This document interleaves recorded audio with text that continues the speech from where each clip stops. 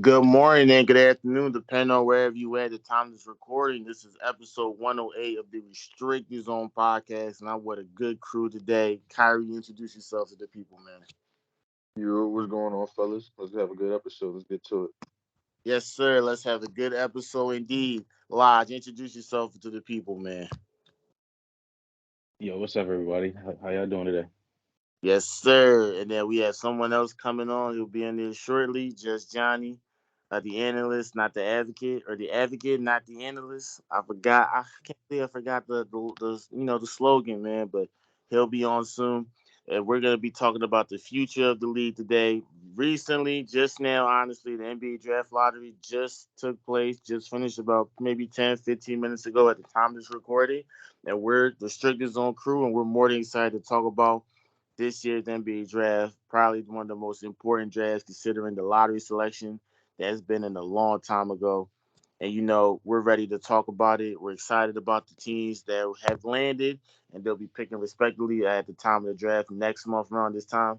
So with that being said, we're gonna go ahead and go number one straight to the point. Let's get to it, man. Kyrie, Lodge, the Spurs, they get the number one pick in the draft. And man, you got to think back to the last time they had it was 1997. And who they drafted out of that? They drafted that It's man. the metal himself, They Timmy. drafted that man. And now we seeing some shades of potentially another dominant big with the Spurs again. Give me your thoughts, Kyrie. Talk to me about the Spurs having the number one pick. And then them drafting Victor Wembanyama. How does the roster construction look moving forward with them? And what do you do to surround them with the right pieces? One obviously, yeah, Vic he's the number one choice. He's the obvious choice, and it's just because he fits like his play style at 7'4" is just is freakish, and it's something we've never seen before. And I think for the San Antonio Spurs, for like the longest since they've been in this little rebuild stage, I've been saying, or I've been thinking to myself that they need a big that they can produce like buckets like through because Keldon Johnson's not bad, and then guys like Devin Vassell's not bad, but they're still young and they're still developing. They could use a guy like a Vic in this situation who could create his own shot at 7'4", has a fadeaway, has a pull up jumper that can't be blocked. He has great touch around the rim. I was watching his game today, one of the last games of the French season. He put up like 19 and 9 or something like that, and he had one move in particular where that just like it just amazed me. Like he went baseline and just filleted it with the left hand. Like it was just so fluid. Like it's so weird seeing somebody Kristaps Porzingis size and like built like Rudy Gobert and just be able to move with the ball and be able to just put the ball on the floor and finish over guys and shoot over guys. So I think Trey Jones has got himself a great new target because he's a great lob threat as well with that 7'9", 7'10" wingspan. It's going to be franchise altering. Like somebody like Vic, he's definitely franchise altering, and Right. he's already in the thing is he's already playing in the pros. He's already playing against guys that played in the NBA or that are veterans in their in overseas leagues and stuff like that. Guys that played a lot of basketball and have a lot of knowledge and have a lot of physical advantages over him. So Right. and you got to keep in mind he put up 21 and 10 in that case and had 3 blocks a game. So I think that, like I said, I think Victor's going to be franchise alternate for them, and I think San Antonio to keep building from here with the young guys we have. We see them the rookies this year. Malachi Branham had a pretty good season, showed that he can score the rock. Jeremy Sohan is a very, very versatile defender and a good finisher, and that's somebody I can't wait to see with his play style on the offensive end as a cutter and as a finisher play with Wemby. It's going to be a lot of fun in San Antonio, even though it's going to take a while for Coach Pop to get them into that winning culture, or whoever takes the reins after Pop, if he decides to call it quits after this year or this season, we don't know.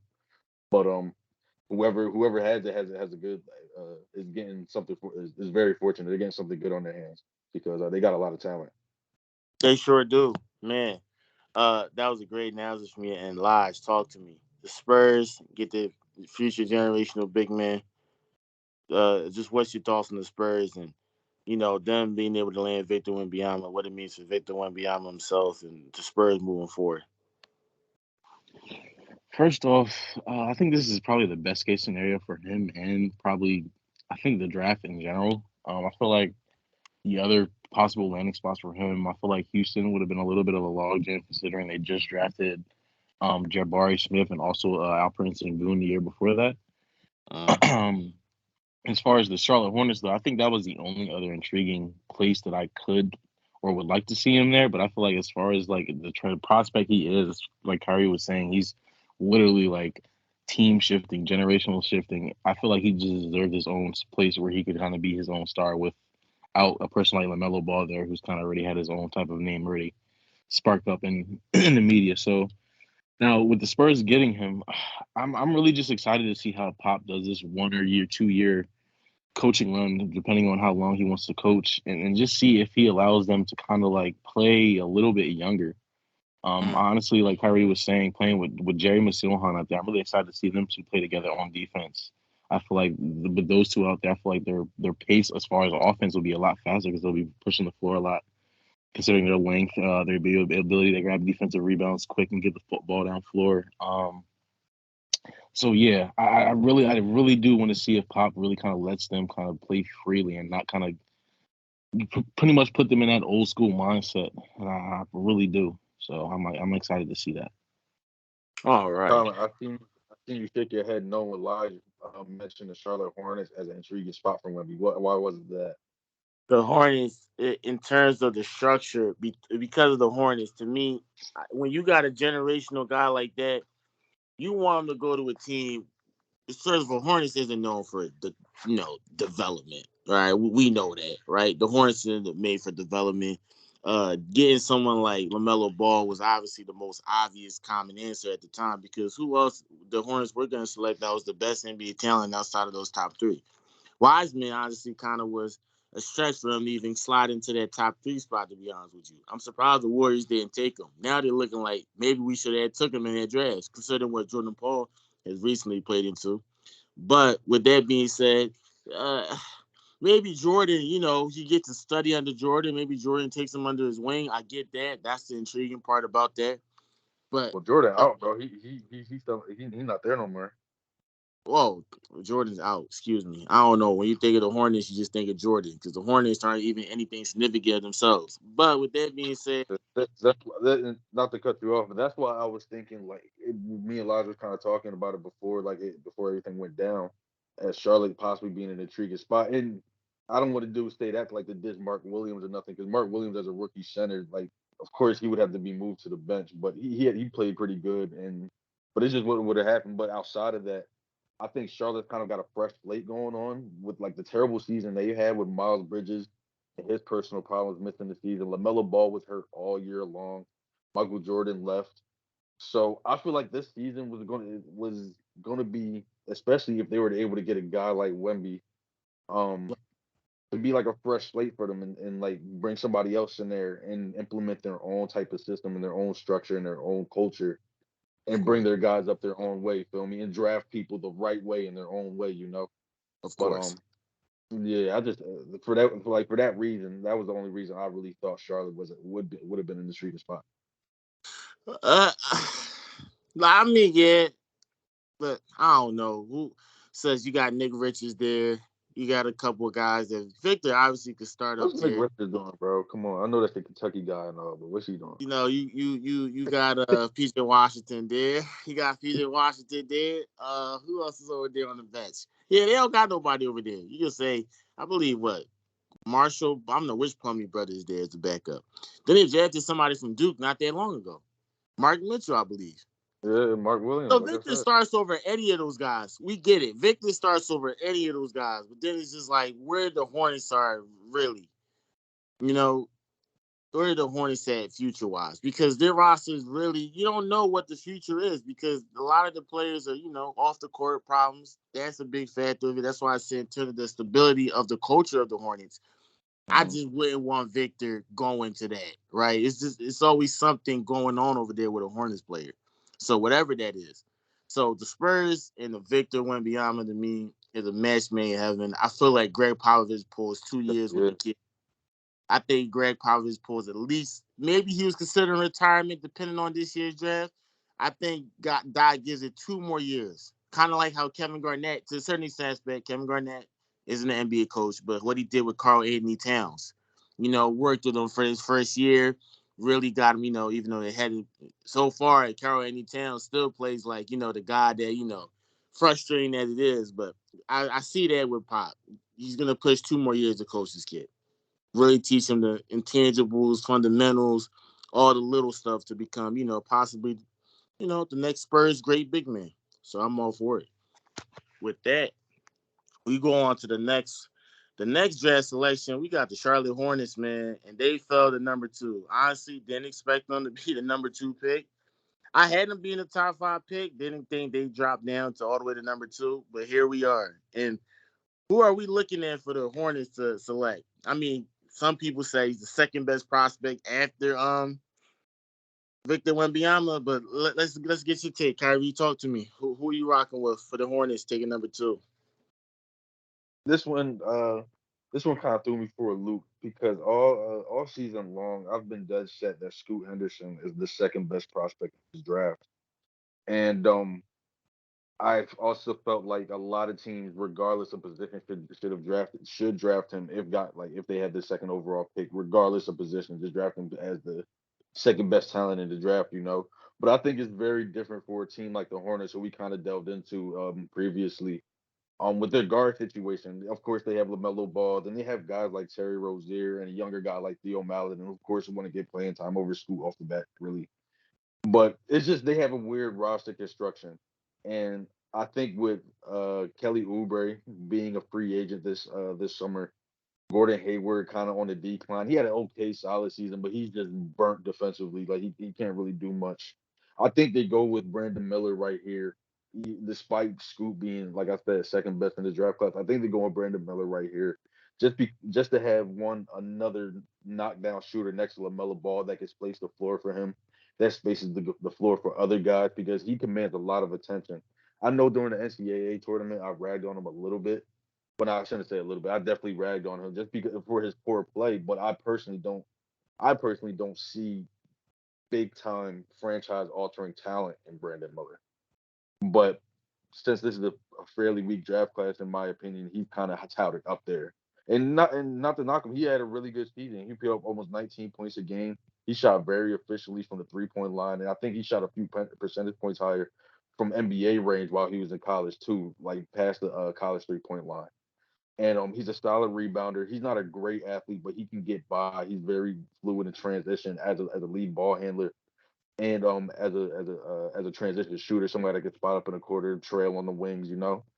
And I think a team like the Charlotte Hornets could really use a guy like this, like I said, for LaMelo Ball, who has the ball in his hands a lot, which really wouldn't benefit a guy like Scoot Henderson because he needs the ball in his hands a lot to create too. He's a guy that likes to get in the pick and roll as well. He likes to get downhill and get to the rim.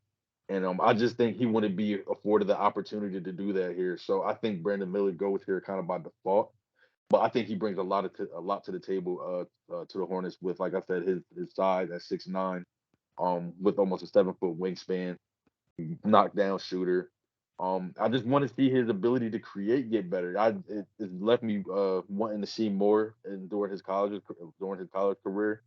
I just didn't really see much of a career out of him, and he has a nice little step back, a nice little left to right crossover he could to get open for his jumpers, but it's not consistent. When it comes to getting to the rim, it's not consistent and it's very sloppy. So if he could tighten that up, then I definitely seeing him becoming a fringe all star, maybe like a few time like all star during his career.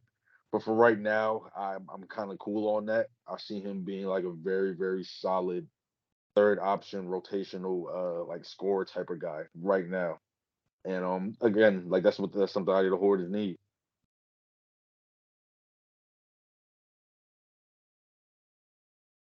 Colin, you're muted, bro. Oh, all right, Lodge. I mean, Kyrie, that was definitely a great analysis. I think, I want to swing to Lodge first before we move on to Johnny. Go ahead, Lodge. Just give me your thoughts for the second pick. Who are you, if you're the GM, the second pick, who are you looking at? I'm gonna be honest with you. Very important After pick. hearing after hearing what Curry kind of talk about the confusing construction of the Hornets, I could see them honestly trading down Mm. but I don't honestly know for who.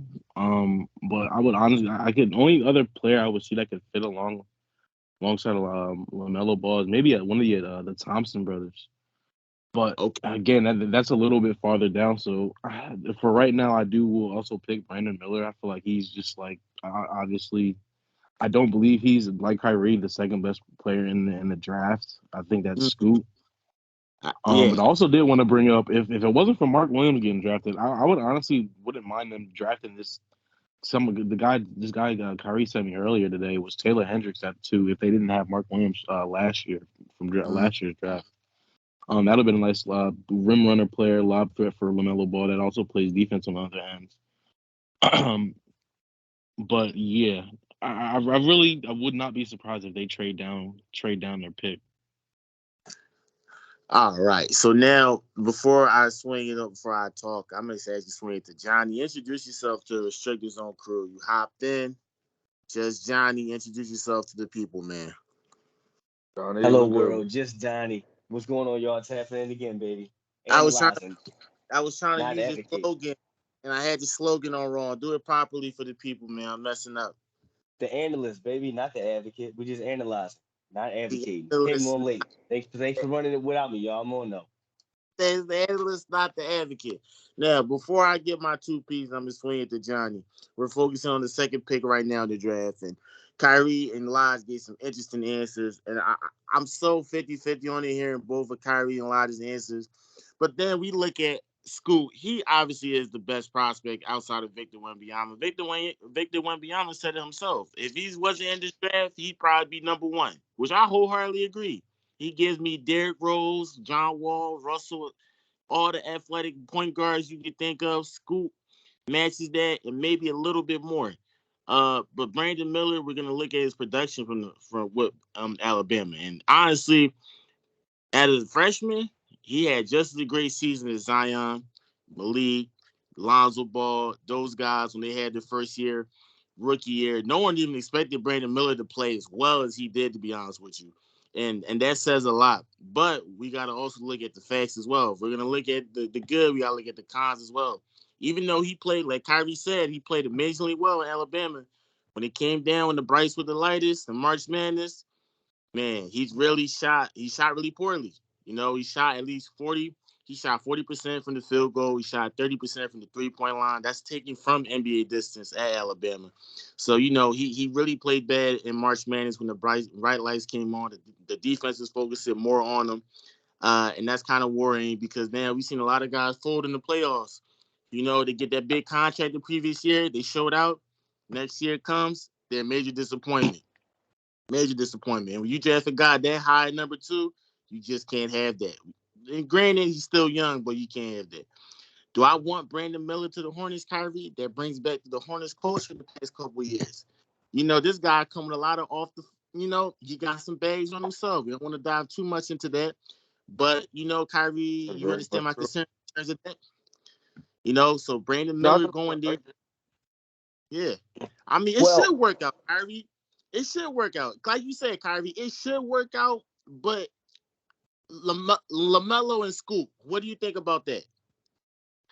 honestly feel like that it'd be very intriguing, but again, they both need the ball a lot. They both I need the ball a know. lot. Lamelo's such a creator with the ball, and the Hornets offense doesn't run unless he's really out there. Terry Rozier, he can go out there and do a little bit. He's more of a self creator, you know. Right. So a guy, yeah, and I don't you know, got but if you go by best talent available, you try to make it work with Melo, because then that's probably one of the most that would probably instantly become one of the most dynamic young backcourts in a league. But now front court is the front court matching up with the backcourt because we know the backcourt is going to do what they do. I think LaMelo could play off the ball. I think LaMelo is showing he's willing to play off the ball, but he does need the ball to be effective. So that'd be a conundrum in itself. I think I'm gonna stick with Brandon Miller just because of the fit, and it just seems like LaMelo would do good together. But I got a lot of concerns with Brandon Miller, even though his production is up there. I I'm really not do. mad at you, see. I'm not mad at you for Brandon Miller. I'm not mad. And honestly, like I agree with Kyrie on the scoop pick because they both are ball dominant playing styles. But I do get the concept of going with the best, I guess, player.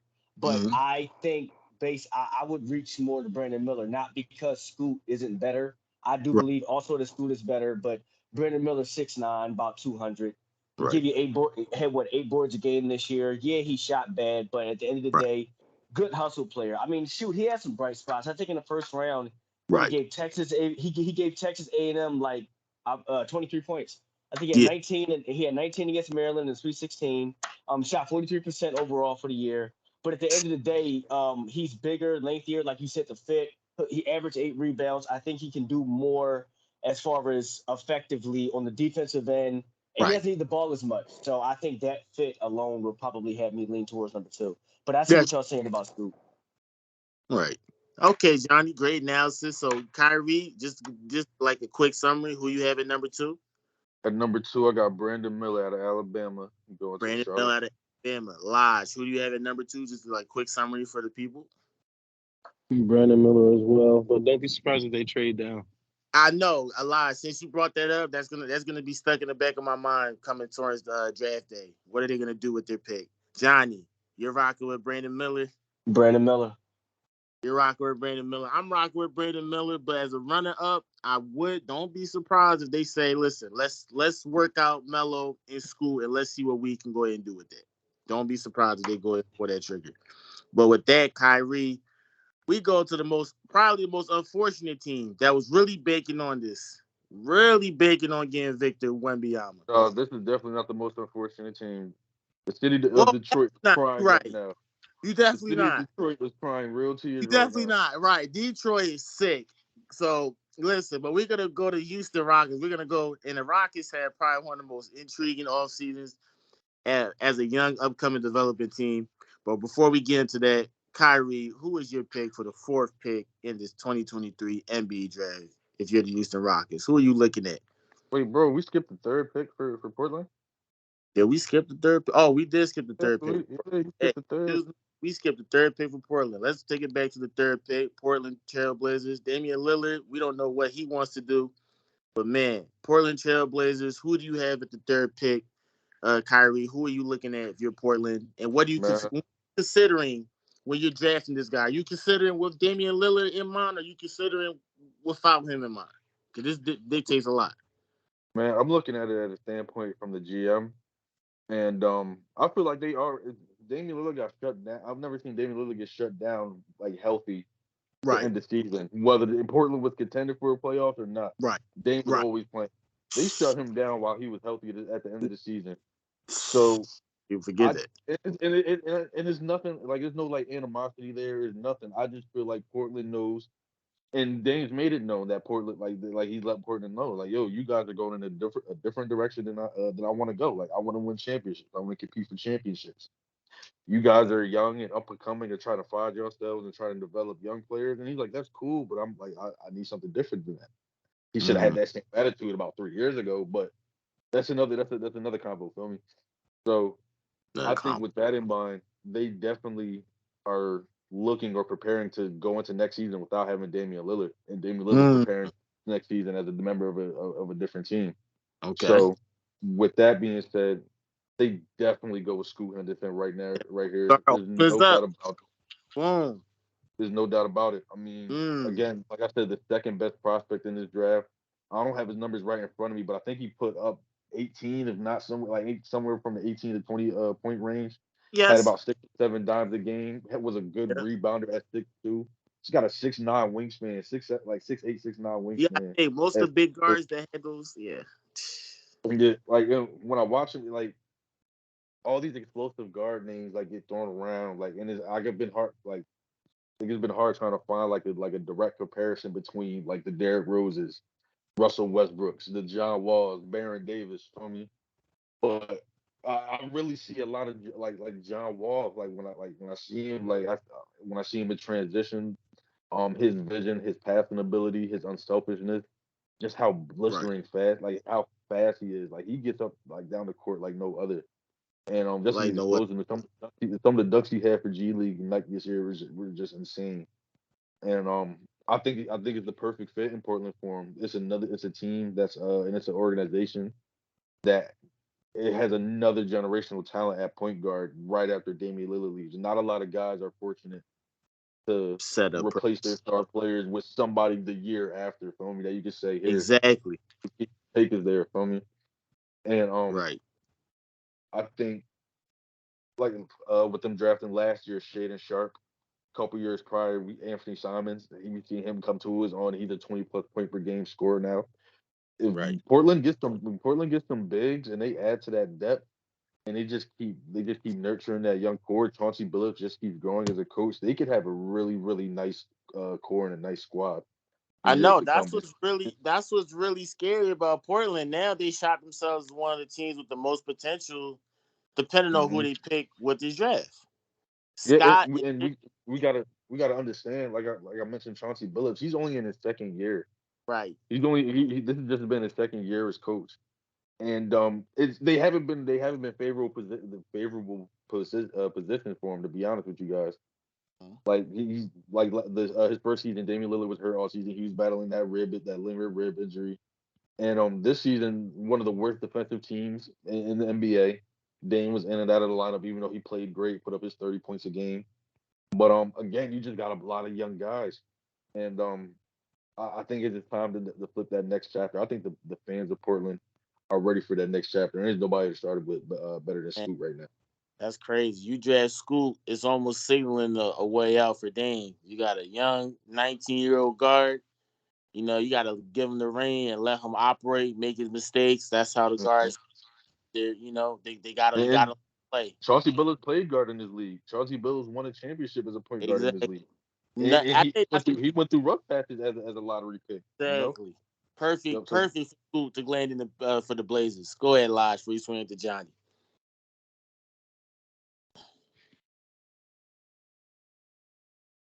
Lodge, can you hear me? Oh, Trying to sorry. I thought I was get. muted. Say it again, Colin. I say right. So Kyrie's going with Scoop. He raved about the potential of that backcourt between him, Shaden, or Simmons. You know, what's your thoughts on Portland with the third pick? You know, who are they rocking with? I don't think they have a choice but to pick Scoot, and I feel like they finally have the I That guess point, the leverage to move along from Dame, because I think it really just it's time to let him go. To be honest it with you, is. it's It is. This time is to just usually let go and just separate. Because now you have literally Scoot Henderson and mhm, Anthony Simons, right. along with players like Cam Reddish, Shaden Sharp, and you still have old behind hurt Jokic, Nurkic, but hopefully you let him go too. But I feel like I think Scoot is literally their best case scenario, and hopefully nothing else crazy happens and the Charlotte doesn't swipe him from him or something like that. Man, all hinging on if the Hornets don't pick him at number two. That's what it's all banking on. If the Dame Hornets will don't, probably cry. who do If you they go don't to? give it, they don't get You don't Scoot, get bro. Scoop. There's no That's point. really like yo, because there's no other draft positive besides Scoop for the Portland Trailblazers, in my opinion. He's the most optimal choice. Johnny, If they got to trade down, that's a failure. really? Yeah, because it's just like that means, well, yeah, to me, I mean, you know what? Yeah, it's not a far fetched possibility. It's not that crazy. It's I not don't that. see nobody they really could benefit off of other than Scoot. To be, Well, I mean, they have another point guard, Amin Thompson. I guess he's top five pick, but he can't. I don't Scoop. think he can play point though. No, one of the twins play point. One of them I plays think shooting. I think a man can play point Yeah, Yeah, Amin. One yeah, of he them. can. You'd have him over at point over Anth, Reed? over Eh, Anthony Simon. Yeah, would you rather have win run the one over and the other run the two? I mean, you would kind of. I would have to have Amen run the one because he can't shoot right now. exactly. Yeah, Yeah, so but he's kind of a. I see it. He's kind of, I don't know, 3 turnovers a But game. Yeah, the other yeah. reason I say that is I know because on the other Johnny. side of the floor, he's a point of attack defender at 6'7" with that wingspan, that I mean, athleticism. yeah, I mean for Portland, that's only if like school but is just. that still doesn't, bro. But bro, could you imagine getting him and then getting rid of Dame and then instead of getting Scoot and getting rid of Dame, bro? Like, I know man, that at that point I would I click on think for one more Dame year. want to play. Maybe. Yeah, But Dame want to play with Scoot. Dame want to play with Scoot more than I mean, Dame wants to he would play be out sick. of. Johnny's right. Dame I wants think to leave. he play with Scoot more. I mean, I but if really, he's ultimately yes, but in a He, short, yeah, in the near future, he wants a he not CJ he not gonna stay. McCollum He not replacement. gonna stay regardless. well, you never know what Dame really does because he's such a loyal guy. Maybe he might say, let me mentor the young rookie. He Let's get trolling Embiid. If he He got, acting like if he he gonna still stay got with the that team, trade Blazers. Bro, that's not at, happening, bro. He's not going there, dog. I and trade swear him he's at the not. deadline. That could be another possibility the Portland Trail Blazers do. The I mean, deadline, bro. That's all the way until halfway to next Well, season. I He'll be know, but they gone could before the season start, bro. I'm guaranteed. have Scoot under Dame's wing, because that could only benefit him. whatever.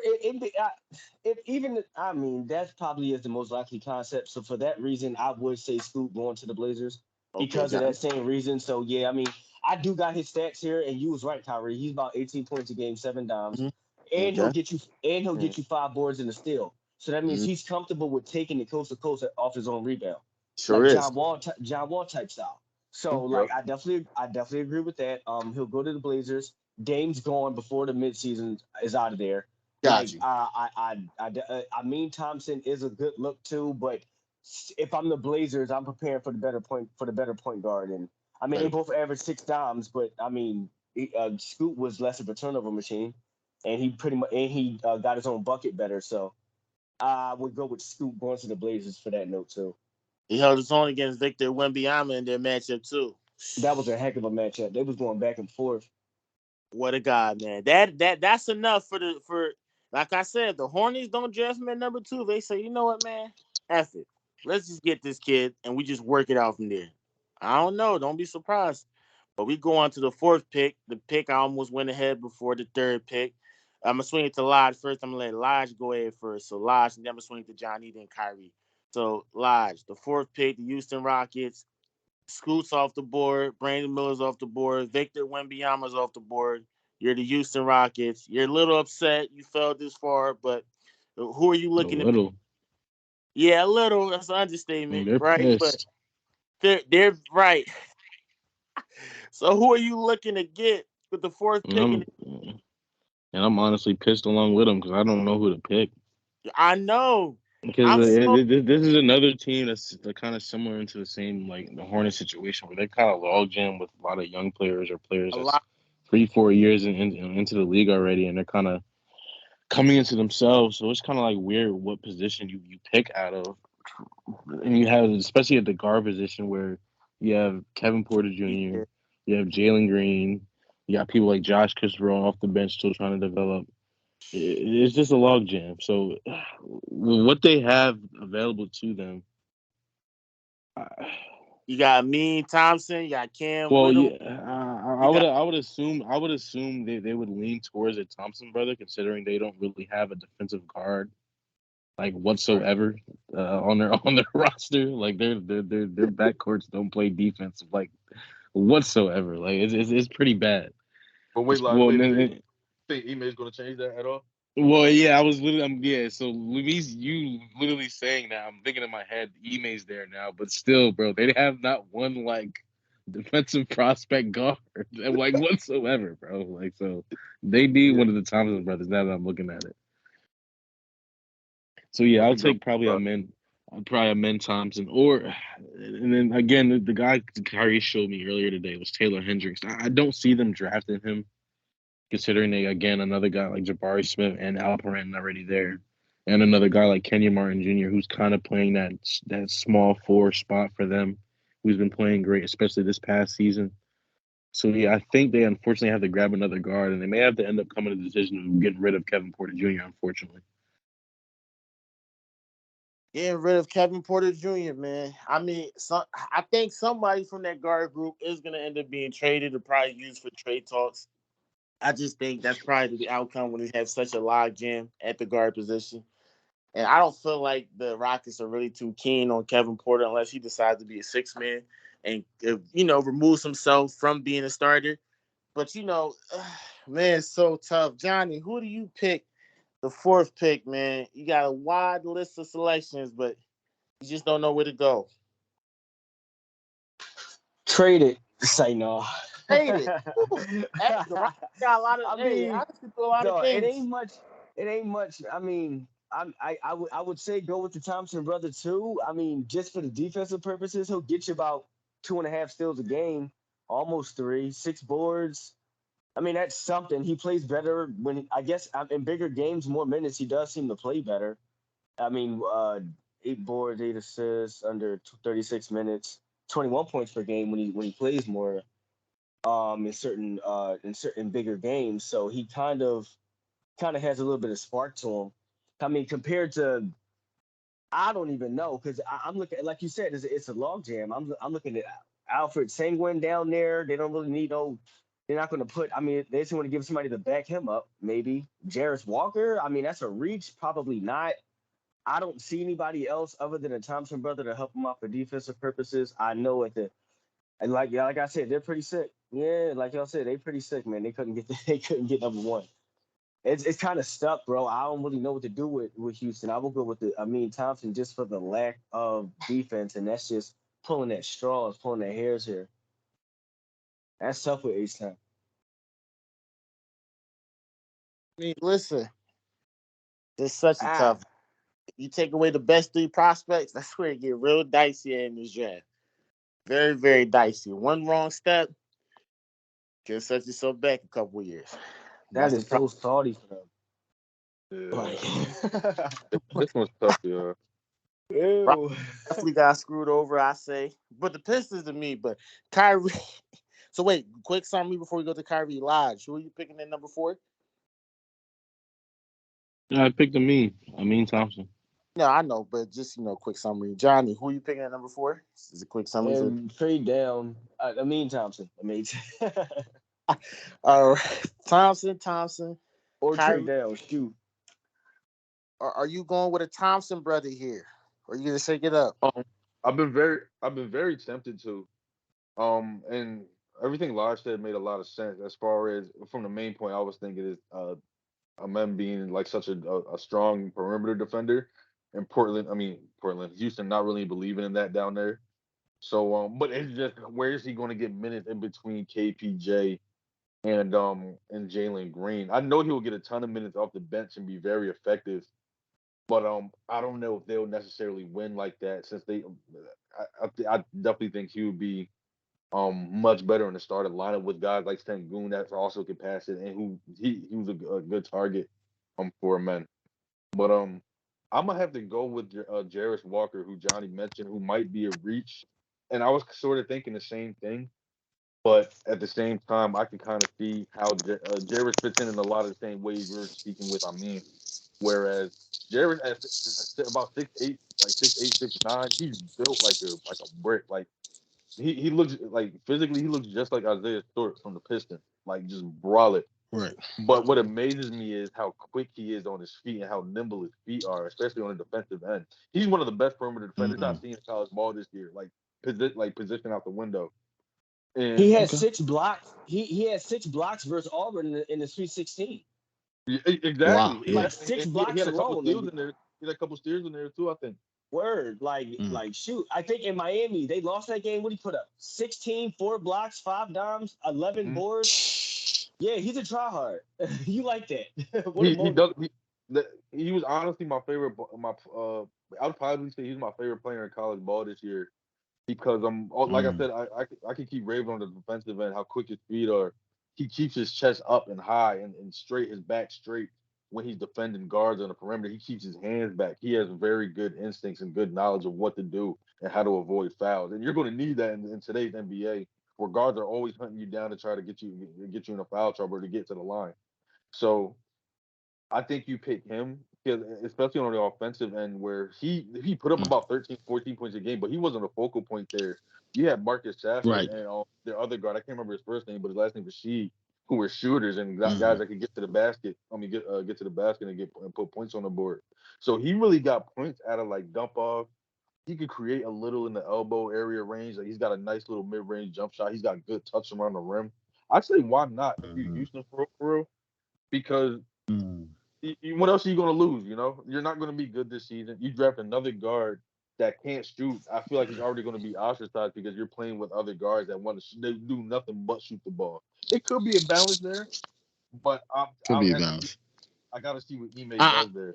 So that's my. I yeah, say I Jerry. think he made a big factor in this. Like, how does he utilize the lineup? And I think he's proven himself doing what he Mm-hmm. did his first year. So I'm more than excited for him to take the talent that Rockets has. They are a top 3 team in terms of young developing talent. Definitely a top 3 team. Could have been number 1 had they got the pick, but hey, we're Yeah, here. but yeah, I'm gonna go with Jarris there. And plus, he already plays in Houston. I'm sure they got a ton of intel on him. I'm sure they at least been scout there all season. All So right. he's right there, Jarius Walker. That's who you're going with. sir. I like him. Kentucky went hard for this kid, but they stopped pursuing him. They probably saw the writing on the wall with him. Yeah. Now that you do him in there, I think he makes more sense. So you're sliding Jabari to the 4. You're putting him at the 3. No, I think he. I don't even think. I don't know if he starts. That's the thing. I'm just drafting him based on like. Yeah, but I feel But like a I guy don't know like who. I that. don't know who starts. I feel like a guy. He reminds me a lot of Jalen Brown when he came into the league. Yeah. The initial beginning development. Both great defenders. They both had no offense. That I think the offense was really, really, really. It wasn't bad, but it certainly wasn't NBA. It wasn't Jalen Brown who he is now. Do you think they I'll see say that kind of potential with Jarius Walker?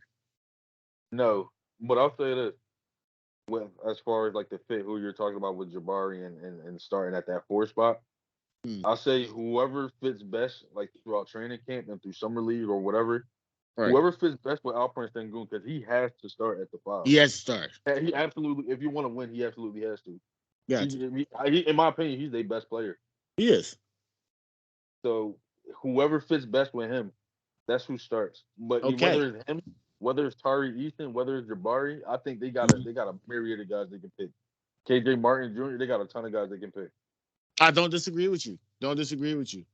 We move on to the next pick of the draft, the Detroit Pistons. Man, the biggest losers was probably so far from my opinion, in this draft. Them falling from possibly being 1 or 2 to 5. Such a big difference in this draft class, especially when you look at the top 3, looking at Transcender or those guys are altering your franchise. Now you're the Pistons. You got Cade at 1, Jaden Ivey at the 2. The 3's up for grabs. The 4, you throwing Jalen Duren over there, and then the 5, you got to go between Isaiah Stewart or James Wiseman. Depending on how you want to look at James Wiseman, the past couple of games after he got traded, he looked like the number 2, a little bit of shades of number 2. The reason why, hey, I see why this guy went number 2. We have yet to see them do that for a full season. So let's see what they can do. But if you're the Pistons, you look at the roster construction. Who are you going with, Johnny? Who are you going with the 5th pick of the draft? You gotta. So listen, Victor's off, Brandon Miller's off, Scoot's gone. Now depending on between one Thompson twin, I mean, and then you got Kyrie with Jarice, which I actually like Jarice and the Rockets. Honestly, Houston definitely should have had to scout him, and then you got Lodge. Lodge. You had one of the Thompson twins, I believe. Yeah. So, well, who are you picking up there, Yeah, I Johnny? picked him in. Exactly. So, who do you have at number 5, Johnny? Who are you looking to pick from this I draft? I would look at uh I would guess Jarris Walker, but I'm gonna go with I say that I like him falling. I like him getting You picked like before Jarrett's that. falling? Okay. I know no, I like Jared falling to Houston first, and Amin Hmm. gets picked up by Detroit. I Okay. like that. I like that fit better. Detroit does value defense. He can fit better with them a little bit more. What is he? With 6'7", well, I mean Thompson is about 6'6", 6'7". He Yeah, could definitely play a little bit of wing right there, about he can. 200 almost.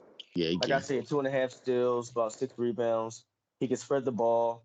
I don't think he'll have the ball in his hands as much, No. so that'll limit his turnover ratio. He can get you. He can get you garbage points here and there. I'm not gonna lie, he averaged what 16 points per game this year, so Right. not too bad. I think Detroit can fit with him better than Jarris Walker. I think Amin Thompson goes there. Okay. Okay. You know what? I'm not disagreeing with that. Kyrie, give me your thoughts because I want to hear both of you guys, and I'm gonna throw my pick. Yeah, I actually had Amin going here since Jarris went to. I had Jarris going to Houston. I got Amin falling to Detroit. And even though Detroit's super disappointed, they missed out on a chance to get Wemby or even Scoot. Mm-hmm. I think they're still lucky here. And if I'm a GM, you definitely go with Amen here because even though you just drafted a guard in Jaden Ivey last year. The year before, you Right. got a guard slash forward, a wing, but he can play multiple positions like Cade Cunningham. And the year before that, you got Killian Hayes. So the Pistons have drafted a lot of guards, but I honestly think Killian is on his way out of there. Yeah, Killion's on his way out of there. He Yeah. he's been still disappointed, and I had such high hopes for him. We'll talk about that. 2020, the seventh pick in the draft, I believe. But He, I was such an advocate for us to get him too. Lots of coach on for me. I was such an advocate for us to try to get him that year. I thought he would be. I thought he would change something. I feel But like the Pistons did utilize him, right? But you go ahead.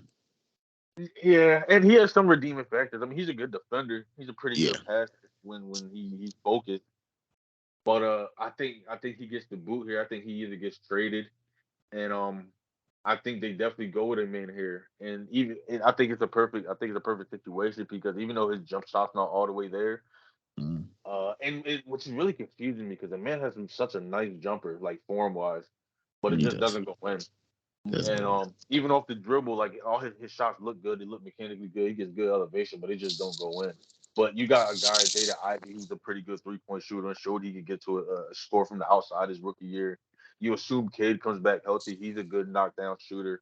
He won't really have to worry about that if he's point guard there and he's made in the offense. You got like you mentioned, Colin, Jalen Duren as your five Right. man. You got Isaiah Stewart as your four man. Another rim Mm, runner, somebody that can catch it down. He's got a lot of guys he can rely on that, like to of kind of mask course. his and Of course. he can play to his strength because Jaden Ivey's not a super strong perimeter defender. Cade neither. No, he's That's not. where he can really shine at that point of attack defense. So I like him going to Detroit. All right. I like Amin at Detroit too. I was thinking between him and Cam Whitmore from Villanova. I think him sliding at the number 3 spot for the Pistons because he's one of those guys. I've watched him at About that. Villanova. What'd you say? No, I was just saying I was thinking about that. Like 6'7", 6'8", and he really had a solid season for Villanova. I feel like Villanova obviously tried to put him in the best positions, because he was, but they had a lot of veterans on their team. But he still was able to show himself out and still made himself a top 10, a lot of these selections. So that speaks volumes about him. And then he's a capable 3-point shooter. That was one of the areas of weakness coming into the Villanova season that they kind of say he might struggle with, but he shot 34.3% from beyond the arc for Villanova. That's 20 for 46, 43.5 on 3-pointers from the NBA distance. So with that being said, the kid's extremely athletic. We watched him in the McDonald's I've watched him personally, the USA. I watched him during some of the All-Star selection games in high school, and he's definitely I think he was MVP for the McDonald's All-American game, Kyrie, I believe. So, listen, talent wise, you're not losing anything in terms of talent. He gives you everything defensively. The offense is still growing. It's not limited. Between Amin and Cam, I'm gonna lean more so with Cam. I think because at that 3 spot, because it's so stacked at the guard position. I think they got a couple of. I think Pistons got a couple of guards. They got, I think, Killian Hayes. I think they have someone else named Hamidou Diallo, I believe. Then it was someone else too. Who was it? Sabin Lee? Am I wrong? Or I could be just be throwing out names. They got a lot of guards. No, So, but I like Amin Thomas over there too. I wouldn't. I'm not mad if they take him. I understand the fit coming from what you guys are saying, but I'm gonna stick with Cam. I think Cam would be the best fit for the Pistons. I'm still with Cam. All right. So we going on to the Magic, the Orlando Magic. They just got a Rookie of the Year, and Paolo Banchero, man. Just one Rookie of the Year, well deserved, unanimous in my opinion. Should have been unanimous if he wasn't. Definitely deserved that Rookie of the Year. Now, where do we stack from there? And the Magic is one of those teams. Once again, in terms of potential, You kind of don't get talked about as much, but Magic is certainly up there in terms of young potential. You got Bobo, who's looking like a light version of Victor Wembanyama, maybe a light version of it. But I'm sure if you watched a couple of Magic games like I did, Bobo looked like almost a steal. Because they picked him at 40 something in the second round. What was the 40 something pick in the draft? In And Denver. he's looking like a steal. He's looking like it still. I'm not gonna lie to you, but I want to give him a full season to show that he can play like that. At least 60 games for me before I start getting on the hype train of Bobo. But I'm gonna swing it to you, Kyrie. Who are you picking at 6? Considering the roster, you got a rookie of the year in Paolo at the 4. You got Bobo at the 5. You got Jalen Suggs at the 2 or 1, depending on who you ask. Franz Wagner, your guy, at number 3. Talk to me. Who do they need at that? Who they need at that 6th position? I think they go with who you just mentioned in Cam Whitmore, and that Mm, was another player at Villanova. I really loved. Really loved watching this season. Villanova yeah. was pretty bad this year, so he didn't really get to stand out too much. He put up like Sure did. modest numbers, like 14 points, 5 or 6 boards a game, averaged Right. over a steal a game, which I really liked. He shot very efficiently. Mm-hmm. I think I told you this before. I might have been talking a lies, but he really reminds me of like a. He really shows like a lot of Anthony Edwards type of traits in his game, from his jump shot and his outside shooting ability. His form even looks very similar. His explosiveness when he gets to the rim, when he gets 2 feet in the paint, and his how powerful he is on his drive. He has a Right. lot of Anthony Edwards like traits. He's not as polished as Anthony Edwards was coming out. Of course, Edwards was number one, unanimous number one pick Right. coming out. But that jump shot, I'm sold on it. He's a very Okay. solid finisher. He has good instincts, and he's a very very good athlete. He had a lot of good putbacks, and Mm-hmm. even like rebounds, he would sky up for when he was back at Villanova. It just showed how good his athleticism was, how explosive he is. Right. And he has a lot of upside. And I think another thing that's really good about him that could fit him in with Orlando, who they have a lot of guys. They have a lot of young guys, like you mentioned, Paulo, Bronze. They Mm, still got Jalen Suggs. They're developing right. Markel Fultz, Cole Anthony. They have a whole bunch of young guys. But Right. I think Cam Whitmore can come in as kind of like a utility Swiss Army knife guy because he's very good at cutting and getting open like off ball. And once he gets, like I said, once he gets 2 feet in the paint and he gets possession, he's hard to stop because he's very powerful. He knows how to throw his weight around and use his body to create space and to get the angles that he needs. So I think he could be a very nice pick right here for the Orlando Magic.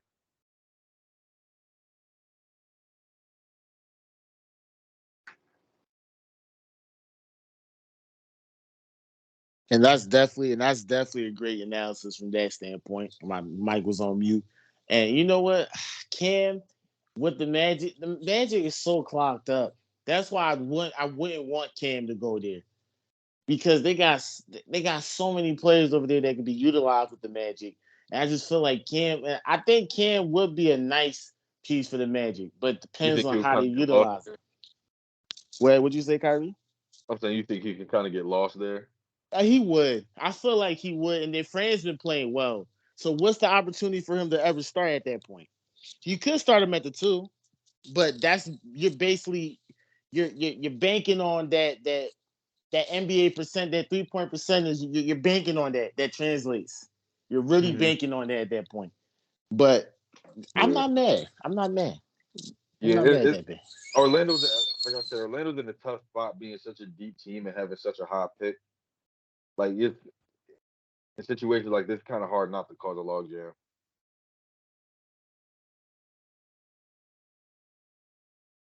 All right, Johnny. Now I'm gonna swing it to you, Johnny. What's your thoughts?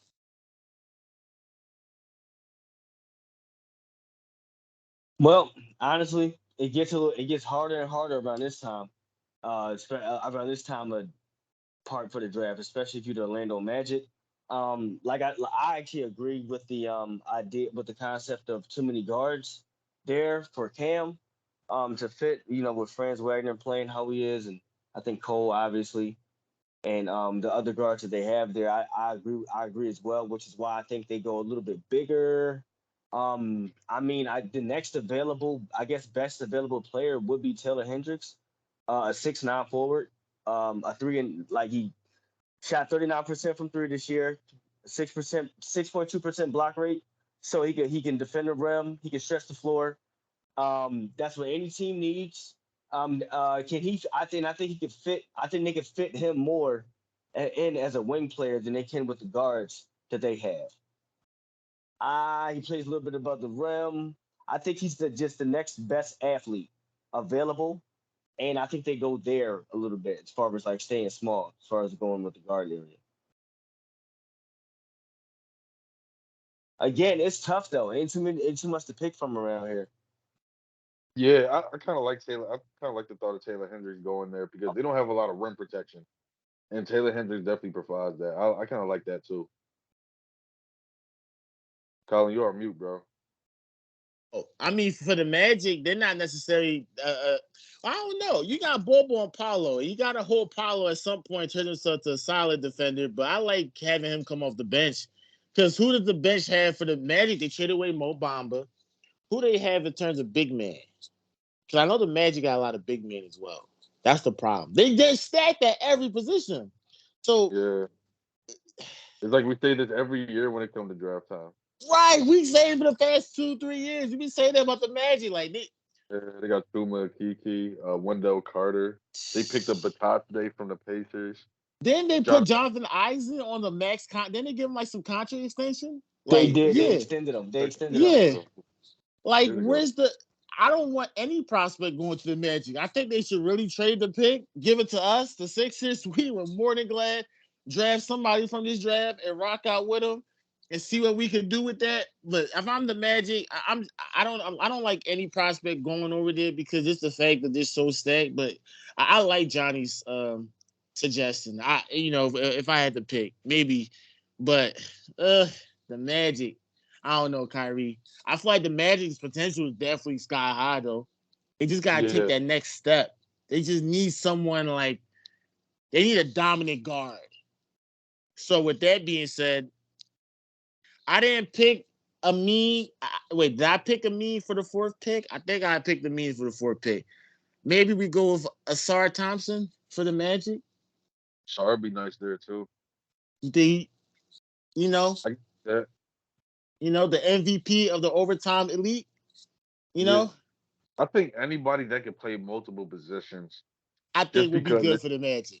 Yeah. uh, and that's kind of why I went with Cam because you can slot Cam Mm-hmm. at the two.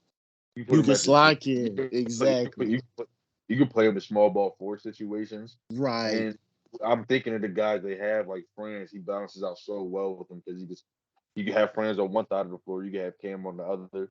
Same thing with Paulo, same thing with Cole and Jalen, who are really good shooters. Like that's what I imagine when I see Cam Whitmore going there.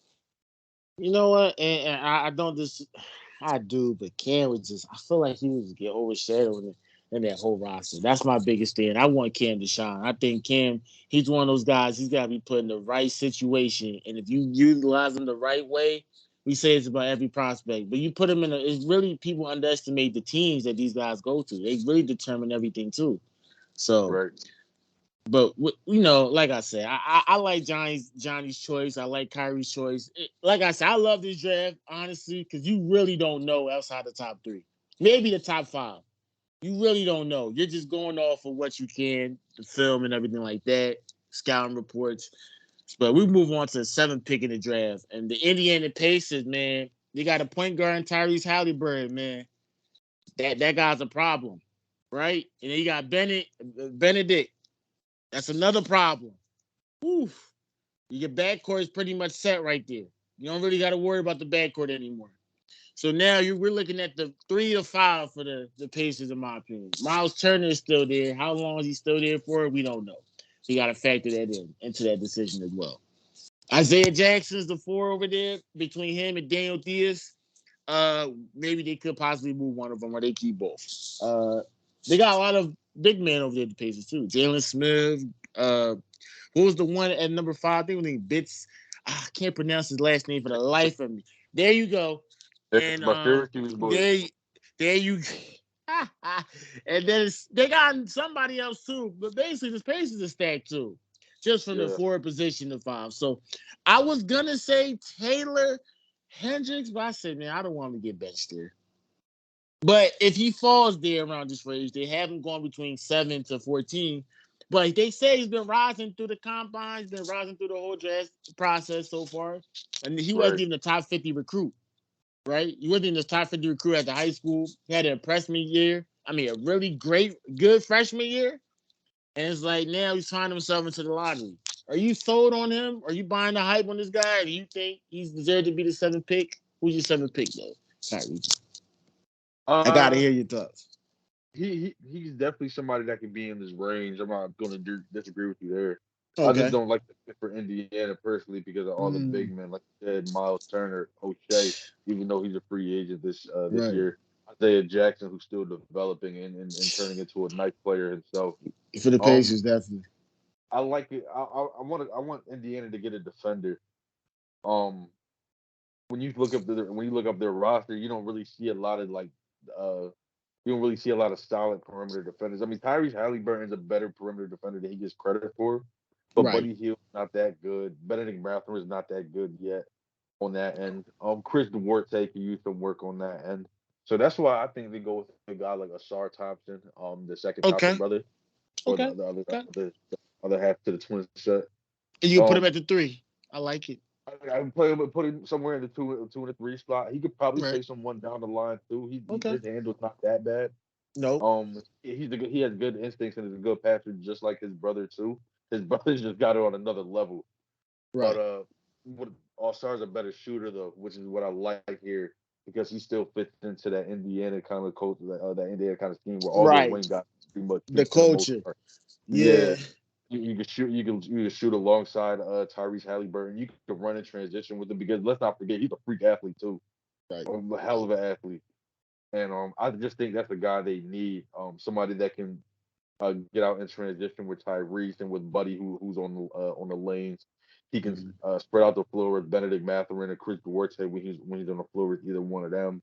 Mhm. He can find guys like Miles and Isaiah in a pick and roll situation. Or using their abilities as live threats. Right. I really like the fit here. I think Osar could really thrive here. So I'm gonna go with Osar at number 7. All right, Johnny. Who you going at number 7? Who you rocking with, man? Choices. I like a star for them. Oh, I Okay. definitely do. Good call, Kyrie. I actually do. My thing is, I ain't gonna lie, like 6'7", 7 foot wingspan. More of an off-ball player compared to his brother. Mhm. 6 assists, 7 boards a game. He'll get you about 2 steals. Right. Um, average about 16 points this year. My thing is though, he does have to shoot better for me. He does. I Okay. think he shot like about 30% on like 30% makes of his makes were on like three attempts a game per shooting. I actually didn't know that about him. I didn't think Right. that. I think Amin is the better shooter, but I think Amin Mm. shoots more. I think he'll shoot more. But Asar, he gets his more in transition. He's That's more true. like that. That's where he's really like he just catches wreck on defense and he's out on the floor running. But he can That's true. spread to that wing if he can learn to get to that corner. If he can live on that corner and fast breaks, I think he'll be a better shooter. He's better off ball, so I think he'll live more with Tyrese Halliburton. How many Right. dimes did Reese have like last year? Like I think he was like second in the league in James Harden in assists. If he wasn't, he was like Mhm. third or something. But so I think he'll feed more off of that. It's a better fit personally, and I think yeah, I like him better on defense. I like him better like physically as a fit for them, and on top of that, like yeah, it's really crowded in the guard area as far as Indiana. So I think Asar fits better there for them as far as the forward area. All right. Okay. Nice options here. I love the draft selection so far. Oh man, I can't wait for the draft. We're moving on to the 8th pick of the draft. And listen, the Wizards, another team. You don't know what to do with the Wizards. Bradley Beal just came from a serious injury. Porzingis played well, averaged I think 20 a game this year, had 9 boards, couple assists. Kyle Kuzma, he could get hot, and you know when he's hot, right? You know, very few people can stop him, and when he's cold, the guy's cold. Johnny Davis looks like a bust. Not gonna lie to you. Not gonna lie to you. Looks like a Yeah. bust. Uh, And if I'm the Wizards, I've watched this guy, and I'm saying, listen, Casey Wallace at number 8 for the Wizards. Listen, he But gives that's you. not bad, Colin. That's not bad. Listen. Who's the point guard for the Wizards? Wright, I believe Dylan Wright. Yeah, And Monty Morris. right. Him. Come on. Let's stop this. Right. Let's stop this. Let's bring in Casey Wallace, the best defensive guard outside of Anthony Black and Asura Thompson. He was number 1 in steals outside of those two. And he was 24 for 57 from the three-point line, NBA distance, 42%. That was one of his biggest weaknesses. They criticized him coming in to college. He was going to be a terrible three-point shooter. He's knocked down enough threes to make you defensive be honest, and he's not horrible with the three. Now you got that major issue out the way. Defensively, he checks all the boxes. You was talking about Jerice Walker. Well, he's the guard version of Jerice. He does everything you want. On ball, anticipating steals, the passing lanes. He just reads the defense as well. And when he plays man-to-man, I'm talking about man-to-man defense. When you give him a guy, you tell him, get him, he gets him. I'm telling you, body up, just like you said, chest, body, everything, position, footwork. I think if I'm the Wizards, and if you keep the pick, you don't know, maybe the Wizards traded. I'm looking at Casey Wallace, and I'm saying, hey, this could be our guard right here. Yo, I'm not gonna lie to you, Colin. You might have just showed me, bro. I might have showed you. All right, okay. Yep. I was thinking Right. Anthony Black right here, just because. Tell me about it. No, there you go, Ray. There you go. I take Kaysen over Anthony Black. No, but I'm agreeing with you, Colin. But listen to me. Right. I was only thinking Anthony Black right here because he's 6'7". I think he's Kaysen a much 6'4".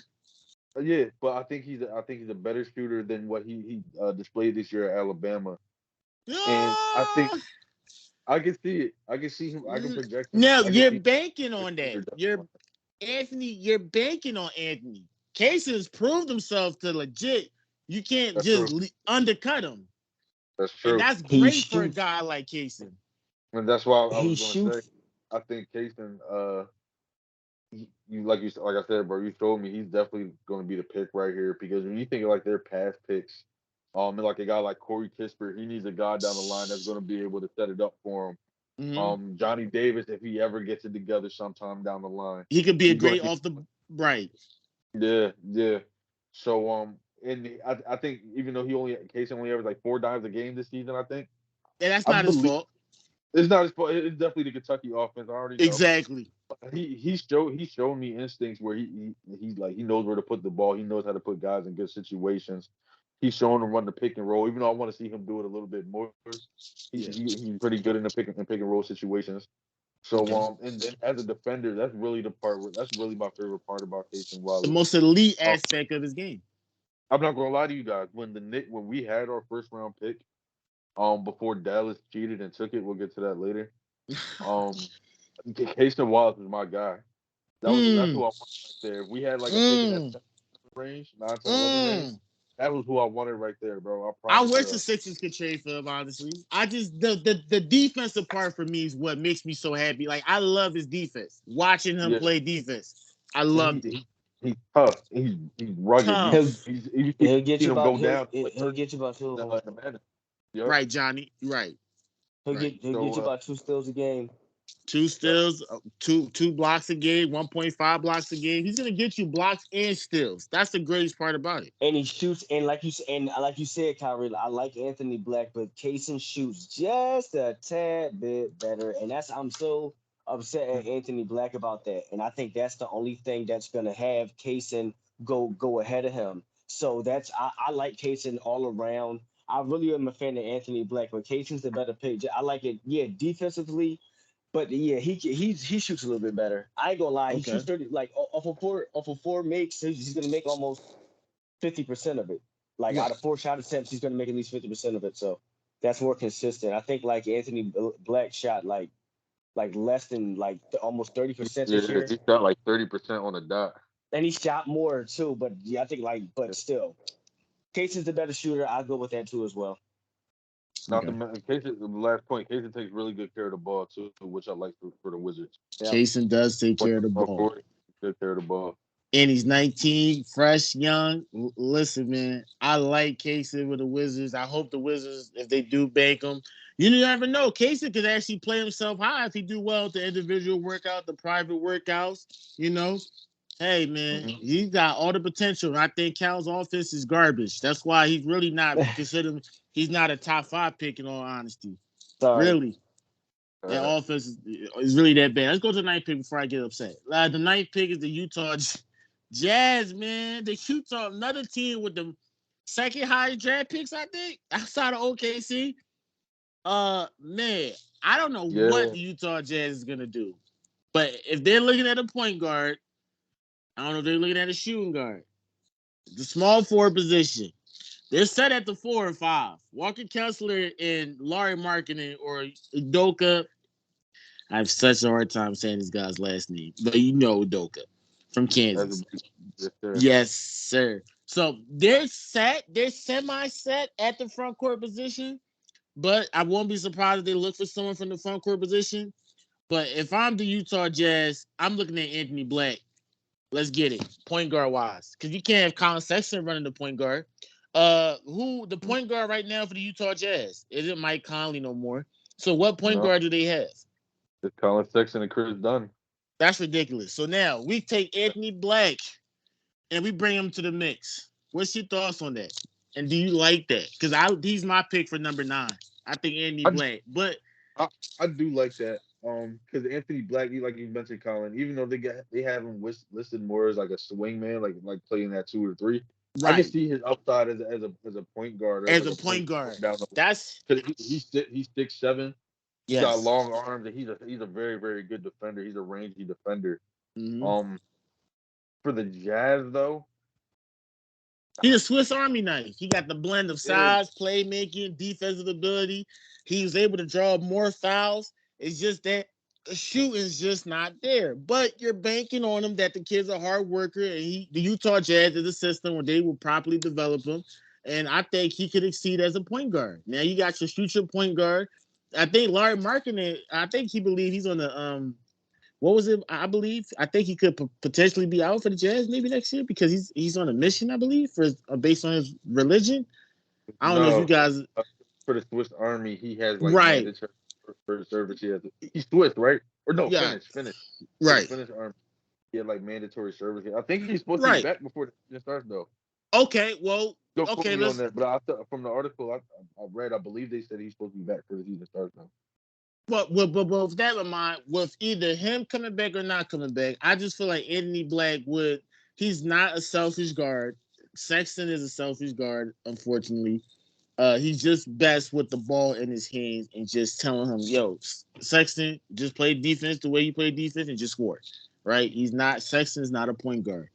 Honestly, Sexton was never a point guard at this point. Not from college, maybe in high school, but college, he certainly wasn't a point guard. So I think Anthony Black fits here, man. I like Anthony Black for the Jazz. I was really holding him for the next pick in the draft, but now I'm looking at it. I think maybe the Jazz need him a lot more. But we're gonna go. Wait, let me swing it to Johnny first, Johnny. Then swing it to Kyrie. Who you Yeah, like in number 9?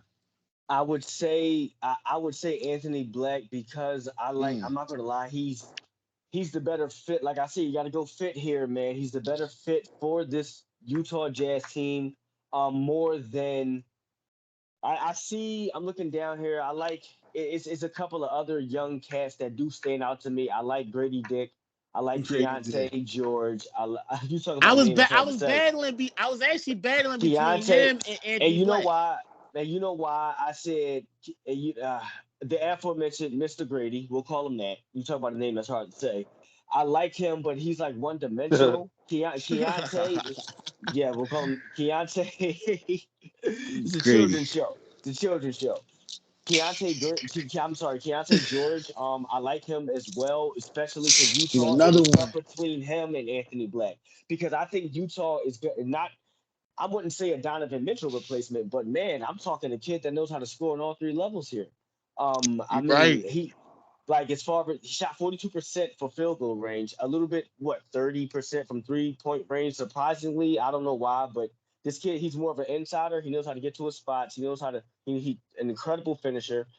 He's a bucket. I'm not gonna lie, he's a bucket. And low key, he can lock up. Now, I wouldn't say lock up, but he's got like we'll call it sound perimeter defense. He doesn't get burnt too much, and he can score on the opposite end. So I think Utah is attracted to that. They've always been attracted to those types of guards, those types of scorers. Jordan Clarkson's, Donovan Mitchell's, like players of that nature. They've always liked players like that. And I think Keontae George would have been they probably would have looked at him as well, but I think Anthony Black probably will fit their mold better. I wouldn't be surprised. And Keontae, he might fall too far. I'm not I sure, had bro. He might honestly, fall too Kyrie, far. I had one prospect in mind, but you know what? I'm gonna talk about him later on because he didn't play college basketball too much for me, and I'm Yeah, so I think I and know who you you're talking about because I yeah was thinking about him. yeah, I but think to me he's just an uncertainty for me. is it Nick But he Smith? has the talent. Who is it? Is it Nick Nick Smith? Smith Jr. I Nick was Smith. actually Okay. thinking of him for the Jazz because they need a scorer. Now Johnny threw that in my head, but I'm like, man, he didn't play enough for me. When he played, he didn't. You know, he did. But the talent wise, I'm not. You can't ignore Nick Smith. But we're gonna save him for later. I love your analysis, Johnny. I like your pick. I'm, Kyrie, talk to me, man. I'm actually glad you brought up Nick Smith because Mm. while I was looking up the Jazz roster earlier, I was thinking the same thing. Like, they it would really be nice for them to have a point guard. And I was debating heavily between Nick Smith and even though he's not a point guard, Right. Grady. Grady I Dick. Right. those were the two prospects I've been, and I really love the Anthony Black pick that you guys threw out there. I really think he could fit in well there too. But I'm gonna go ahead and say I gotta go with Grady, and here's why.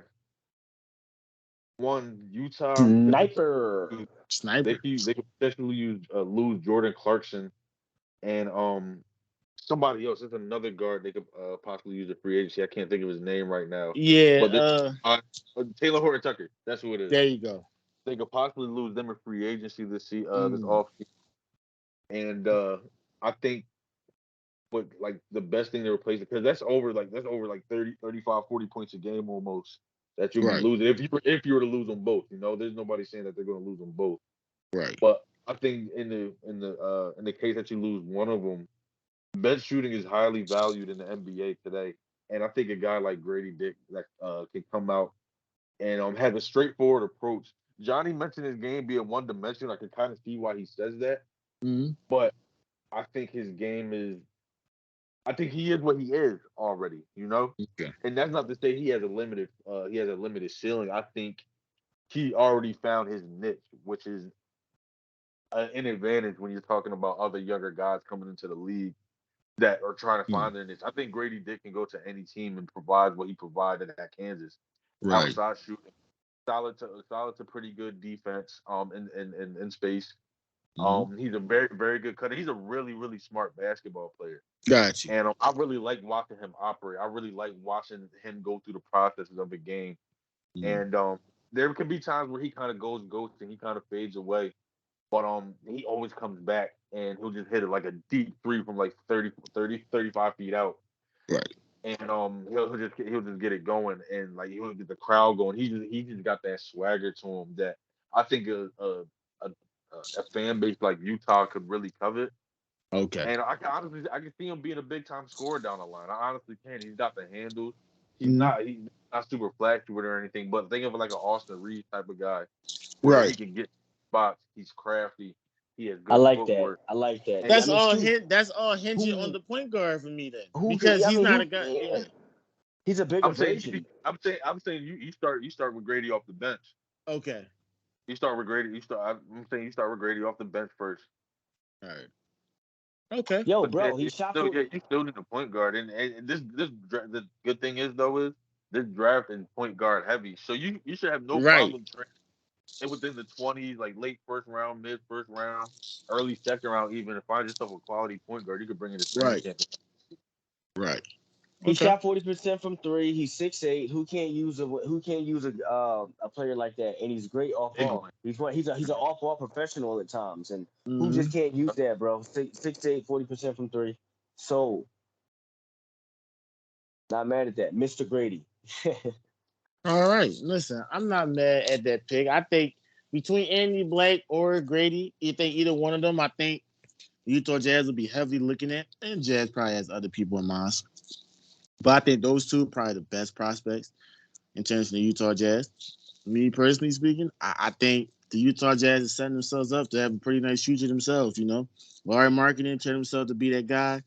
Collin Sexton, if he could give you at least 15 to 17, 18 points a game consistently, they get a nice point guard. Maybe depending on who they draft, who they get in free agency, the Utah Jazz could shoot themselves back into the playoff team. Remember, they were in the playoff hunt the first half of the season. In the second half of the season, it kind of dipped off, but the Utah Jazz got a lot of potential. Another team to watch out inside the West. When we move on to the 10th pick in the draft, slight way over with the lottery selections. We got 4 more picks. But the 10th pick of the draft, the Dallas Mavericks. Now, this is where I would have slotted Grady at, because I feel like the Mavs bench, they need a lot of help, right? Grady's an okay defender. What Kyrie said, everything Kyrie had pointed out, I agree with him in terms of Grady Dick, and that's why I think personally he would slide with the Mavs at number 10 for me. I like him at number 10 for the Mavs. I really like that. Depending on Kyrie, what is Kyrie's future with the Mavs? How many years do we have left in this contract? Well, Is he an unrestricted free agent this I year? think he this year, can he? Yeah. He's an unrestricted free agent this year. So depending on what they do with that, it's crazy. I think this is the pick where it might, we making our predictions. I think Andy Black could be drafted number 10, and then Grady Dick drafted number 9. But I think it's either one of the or, in my opinion. I think they both switch. They both fit each other perfectly. What's your thoughts on that, Kyrie? I'm gonna have to disagree here, just because Mm, Dallas is in a bad position, and it's because they're bad at a position, and that's the big man spot. okay. I you're not gonna win. You're not gonna be successful with Dwight Powell and Maxi Kleber as your main rotational bigs. And I don't know what this year was for Christian Wood. I don't know what Jason Kidd thought he was doing with him. And I get it. Christian Wood's not all that in a bag of chips, but I just feel like he was underutilized and he didn't get to show a lot of the things and contribute to a lot of the weaknesses that Dallas showed this season on the like as far as rebounding, second chance points, just interior defense all around. Dallas is a very, very, very, very weak team when it comes to their big man position, and they Mm, have a lot of guys in that position that are free agents this season. No saying whether they'll come back or not. As far as Christian, Dwight Powell, Marquise Morris, and mm, because of that, because they're such an abysmal defensive team, a bad rebounding mm. team, they literally lost so many games this season just because teams will come Good back on them defense. because they can't rebound. They Exactly. can't rebound. They give up offensive rebounds, and the team is back in it. They give extra possessions, the team is back in it. So because of that, I got them to going with Taylor Hendricks. At 6'9", Mm, long arms, a nice built frame. He's very athletic and has good timing. When it comes to going up to contest shots, he's somebody that has kind of like that Rudy Gobert, Ben Wallace effect. Even now that Wemby effect, where right. you're scared to even go to the paint on him just because of how Okay. imposing and he can reach up high and snatch whatever shot you put up out of the air. And I just think Yeah. Dallas needs to start their big man, their 4 and 5 position rebuild with him right there, just because he's such a good Right. shot blocker. He's a tenacious rebounder, and on top of it, he fits in with what they like to do. He can shoot the ball. He shot Okay. right under 40% from three this season. He's somebody that can step out in the pick and pop. With if you still got Kyrie, if you got Lucas, somebody you got a big man finally he can dump it off to outside and hit it Gotcha. with some type of consistency. So I think Taylor Hendricks is definitely a no-brainer for Dallas right here at 10. All right, Johnny. Who are you picking at 10? Because I had Grady honestly for Mm, at 10 to Dallas, but I I had a agree backup at 10. player too. Because like I said before, I feel like you said, Kyrie, I believe he will be a better scorer later on down the line. When I say one dimensional, I just means he's so good at shooting. Like you said, he found his niche. and I feel like Luca would love that.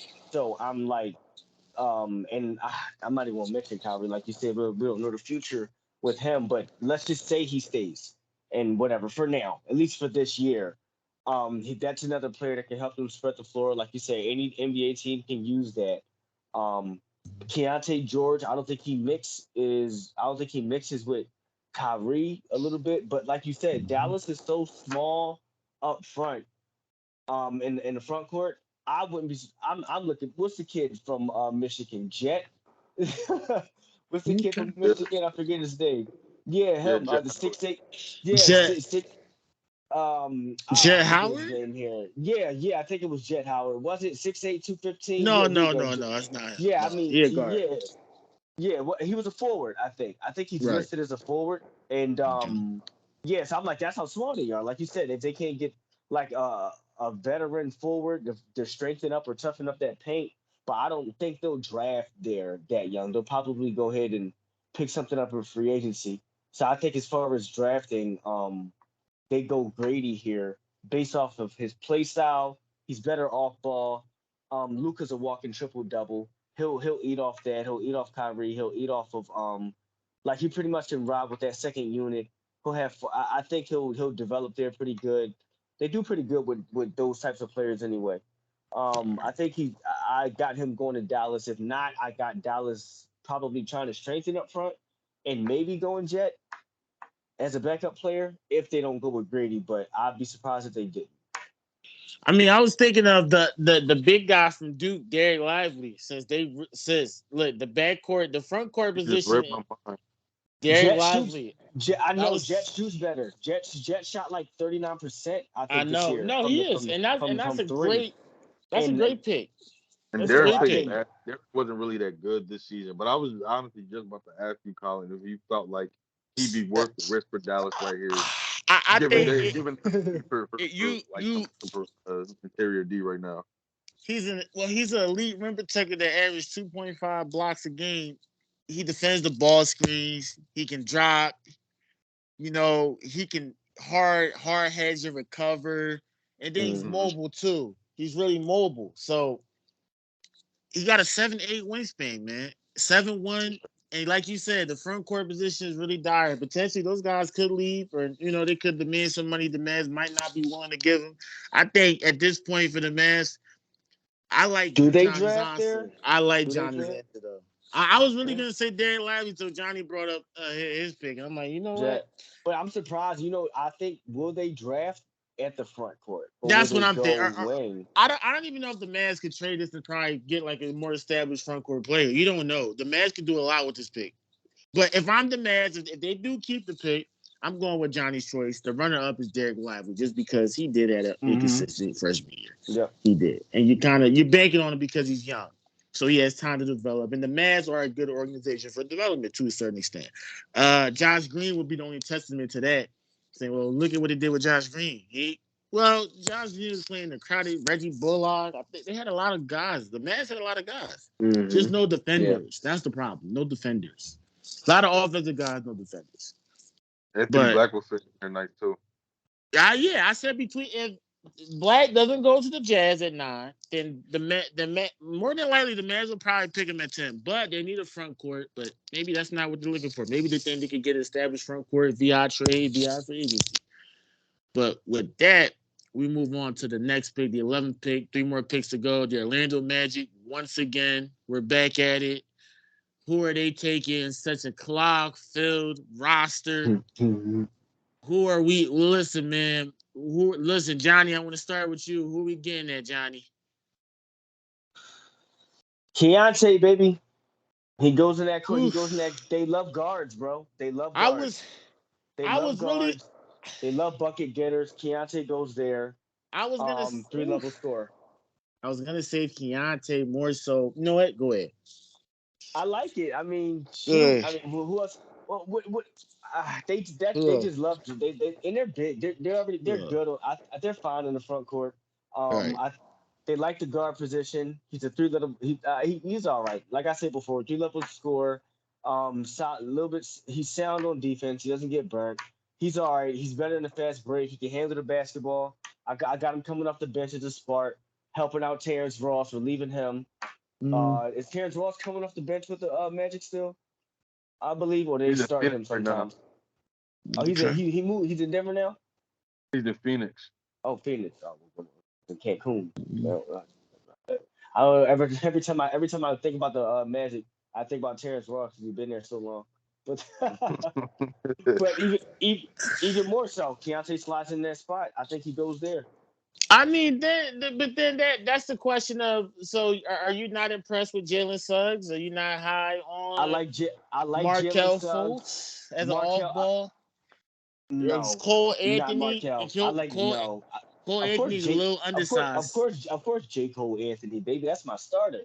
But J. no, I Cole don't. Anthony. I didn't. That's my boy. That's my guy. That's my guy J. for Cole real. Anthony. I All like right. Keontae though. I like him sliding in. I don't like I personally I don't like Markel Fultz. I'm gonna call him a late bloomer. He has been playing better. I'm not gonna lie. He had his best year this year. Around the field goal. I think he's finally finding his game and he's staying healthy. I like how he's coming along finally. But Oh, I like Jalen Suggs still, and I like Keontae George fitting in that backcourt with him more. okay. You know what? Since you know what, Not now really a I'm Fultz. fully aboard on you because I got who I got for the Raptors at 13. Okay, I'm gonna go with Uh-huh. Keontae. Uh, Yeah, Keontae at that mhm. position. Yeah, you know what? I'm not mad. Magic would do a lot, and then yeah, I like Keontae They for extend, the yeah. Magic at 11. I do. I actually like it. You talked me into it. You talked me into it. My original selection, but you talked me into it. I'm not mad. Kyrie, Let's go. talk to me. This was kind of hard because, of course, Orlando. You got Um, so much depth. It's a problem. I was. But Johnny talked me into the Keontae. He talked He me into did. it. He did. I've been listening. I've been listening. I can kind of see it. Keontae worries me though. Hmm. Um, I still don't even know where I got him going. Honestly, within I these got last him couple of going picks, in 3 different draft selections. I got him in 3 different draft selections, but he left me. He left more. He left me wanting to see more. I'll say he that did, he at Baylor. did, He left me he wanting to see did. more because especially since we've seen we've been watching him since his freshman sophomore year of high Right, school. right. Killer. He's But a that's killer. high school, man. I That's get high it, and school. I know, bro. I get it. I But it know was just it's so hard because that's the He same. ain't That's played too many. you know what it was that killed me. that's You the know what it was same. that killed me? What? It was inefficiency. Okay. It was yeah. Well, there you go. it was the inefficiency. And he'll go off against lesser schools. He played lesser But colleges and he snapped against like the lesser college schools quite a space bit. and the NBA spacing right there. That's where I always bank on for guys with that talented of a scorer. I'm banking on the pacing of the NBA and Yeah, that it'll change because college, the offense is really method. It's really like structure, right? it is. Yeah, So it's really half court based. the free But spirit, the free creating, that's not really there in college. You get that in the NBA. I'm banking on that. I'm banking on but that. I think Orlando goes with if they don't trade the pick, that'd be my first thing that I think they would do. Honestly, I think they would trade the pick. But I honestly could see them doing going for a reach right here and going Mm. for Leonard Miller at a G League Ignite. He's No, I he's a got him. real No, no, this is bro. This is my mock. You can have him go where you going in your mock. Feel me? no. I got him. I got him going because listen, I say Uh, you chalk Chuma Kiki because okay, he's been a project. He misses. I think he missed his first year after his ACL tear at right. Auburn. Mhm. You can chalk him. Jonathan Isaac is done. You paid him all that money. You gotta stop. You gotta stop the experiment with him. Okay. And with those two guys gone, you open a lot more space up in that four 3/4 position. Of Mm. course, I got to go with Cam Whitmore at first, but like I said before, I feel like if Orlando, you was gonna Orlando, draft Ken, go ahead. what happened? No, go ahead. No, I was saying, but as Orlando, if you're going to draft somebody with these picks, they got to be able to play multiple positions. Right. And I can see that I can see that with Leonard Miller. I mean, he's still a little too light to play the five, Mm. but he's kind of got like the same build as Jaren Jackson. Like he's got the long arms. He's pretty tall. He's lanky. And I think his frame will fill out similar to Jaren Jackson. You see all the weight he put on over like these past couple of years since he came from Michigan State. Right. And I could definitely but his game as a whole is intriguing to me because I can see him fitting in with a lot of those guys because he can run the floor and he's very fluid. Mm-hmm. As a lefty, he has nice touch around the rim, and his Right. game is very weird. It's like it's really unorthodox. Like I don't know how to explain it. Mm-hmm. He, I can't. It's like real irky jerky, bro. I really can't even explain it. But he gets the job done somehow, and like the awkward moves he makes, the awkward I guess ways he tries to create space or drive. Right. It ends up working for him, and he's definitely taken a leap from since the first time I seen him last year when we thought he was going to enter the draft last year. But Let's hear. I like his profile again, 6'11", about 210, 215. He's got long Mm-hmm. arms. He's very mobile. He's a lefty. I like his jump shot. He could be a Mm-hmm. little more consistent. I want to see it get a little higher too. Shoots Okay. like a pretty narrow like line drive. But I think he's a nice prospect, and I think he's somebody worth taking the gamble on. I could definitely see Orlando taking the gamble on him here, whether they trade it or whether they keep it or not. I can see him. I can see teams like after going through his draft process and working him out and stuff, seeing what he's Mm-hmm. about. Because in G League Ignite, he put up almost a 20 and 10 double double, and was very effective on the defensive end too. So I think I think let him Miller can go here at number 11 for Orlando. Since we're on that topic, we're going to go to the next. The next draft selection, number 12 with OKC. I have Leonard Fournette going there. I think him and OKC is a Uh, way better match than him going to the Magic. And I can't even. Let's start with there. The Thunder, if you look at the history of who they draft, they tend to draft guys with great positional size, strong basketball IQ, and high level character traits, right? Let's go with that first. You got Leonard Miller. All the points you said, Kyrie. So he checks all the points. And when he started averaging that double double, it was after February the 14th. He was averaging 20 and 10. Then he put up 2.5 assists, 3 assists on 55% field goal shooting, and he shot 30% from the three, 82% from the free throw line. I think with him and Chet Holmgren's, remember, Holmgren didn't play yet for everyone that, little casual fans and stuff. He didn't play the number 2 pick in last year's draft. You bringing him back, you got to expect Holmgren's elite defensive ability. He's had a year to train now. I kind of see like a little Joel Embiid when he was out for 2 years. Chet had a whole year to develop and really hone his offensive game and probably get himself a lot stronger, So listen to me. I think him and Leonard Miller playing together, if I'm OKC, you pray that he falls to that 12 spot. And if he does, you grab him without a second thought.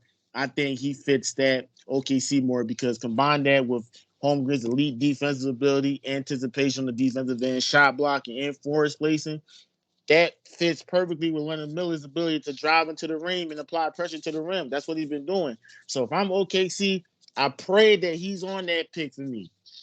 That's why I feel like Leonard Miller. If I like your pick, Kyrie, don't disagree with it. I do disagree a little bit, but I just think OKC and Leonard Miller, that's the better fit for him. And I'm going to swing it to you and then Johnny. So who's your 12th pick then, Kyrie? I agree with you. All right. Thanks. Appreciate it. Appreciate it. Who you have at 12? Who you have at 12 then? Because What you you already talking? you. Yeah, OKC. Who do you got at 12? Because that was my 12th pick. Oh, got you. Yeah, yeah. That was my It's 12th pick. I struggle with this one, and so like since you broke it Mm, down, that I could definitely I would definitely want OKC to get their hands on Leonard Miller. Again, I could see a scenario where Orlando shocks some people and picks up. We've seen crazier stuff happen. of course. Again, Magic could pick him.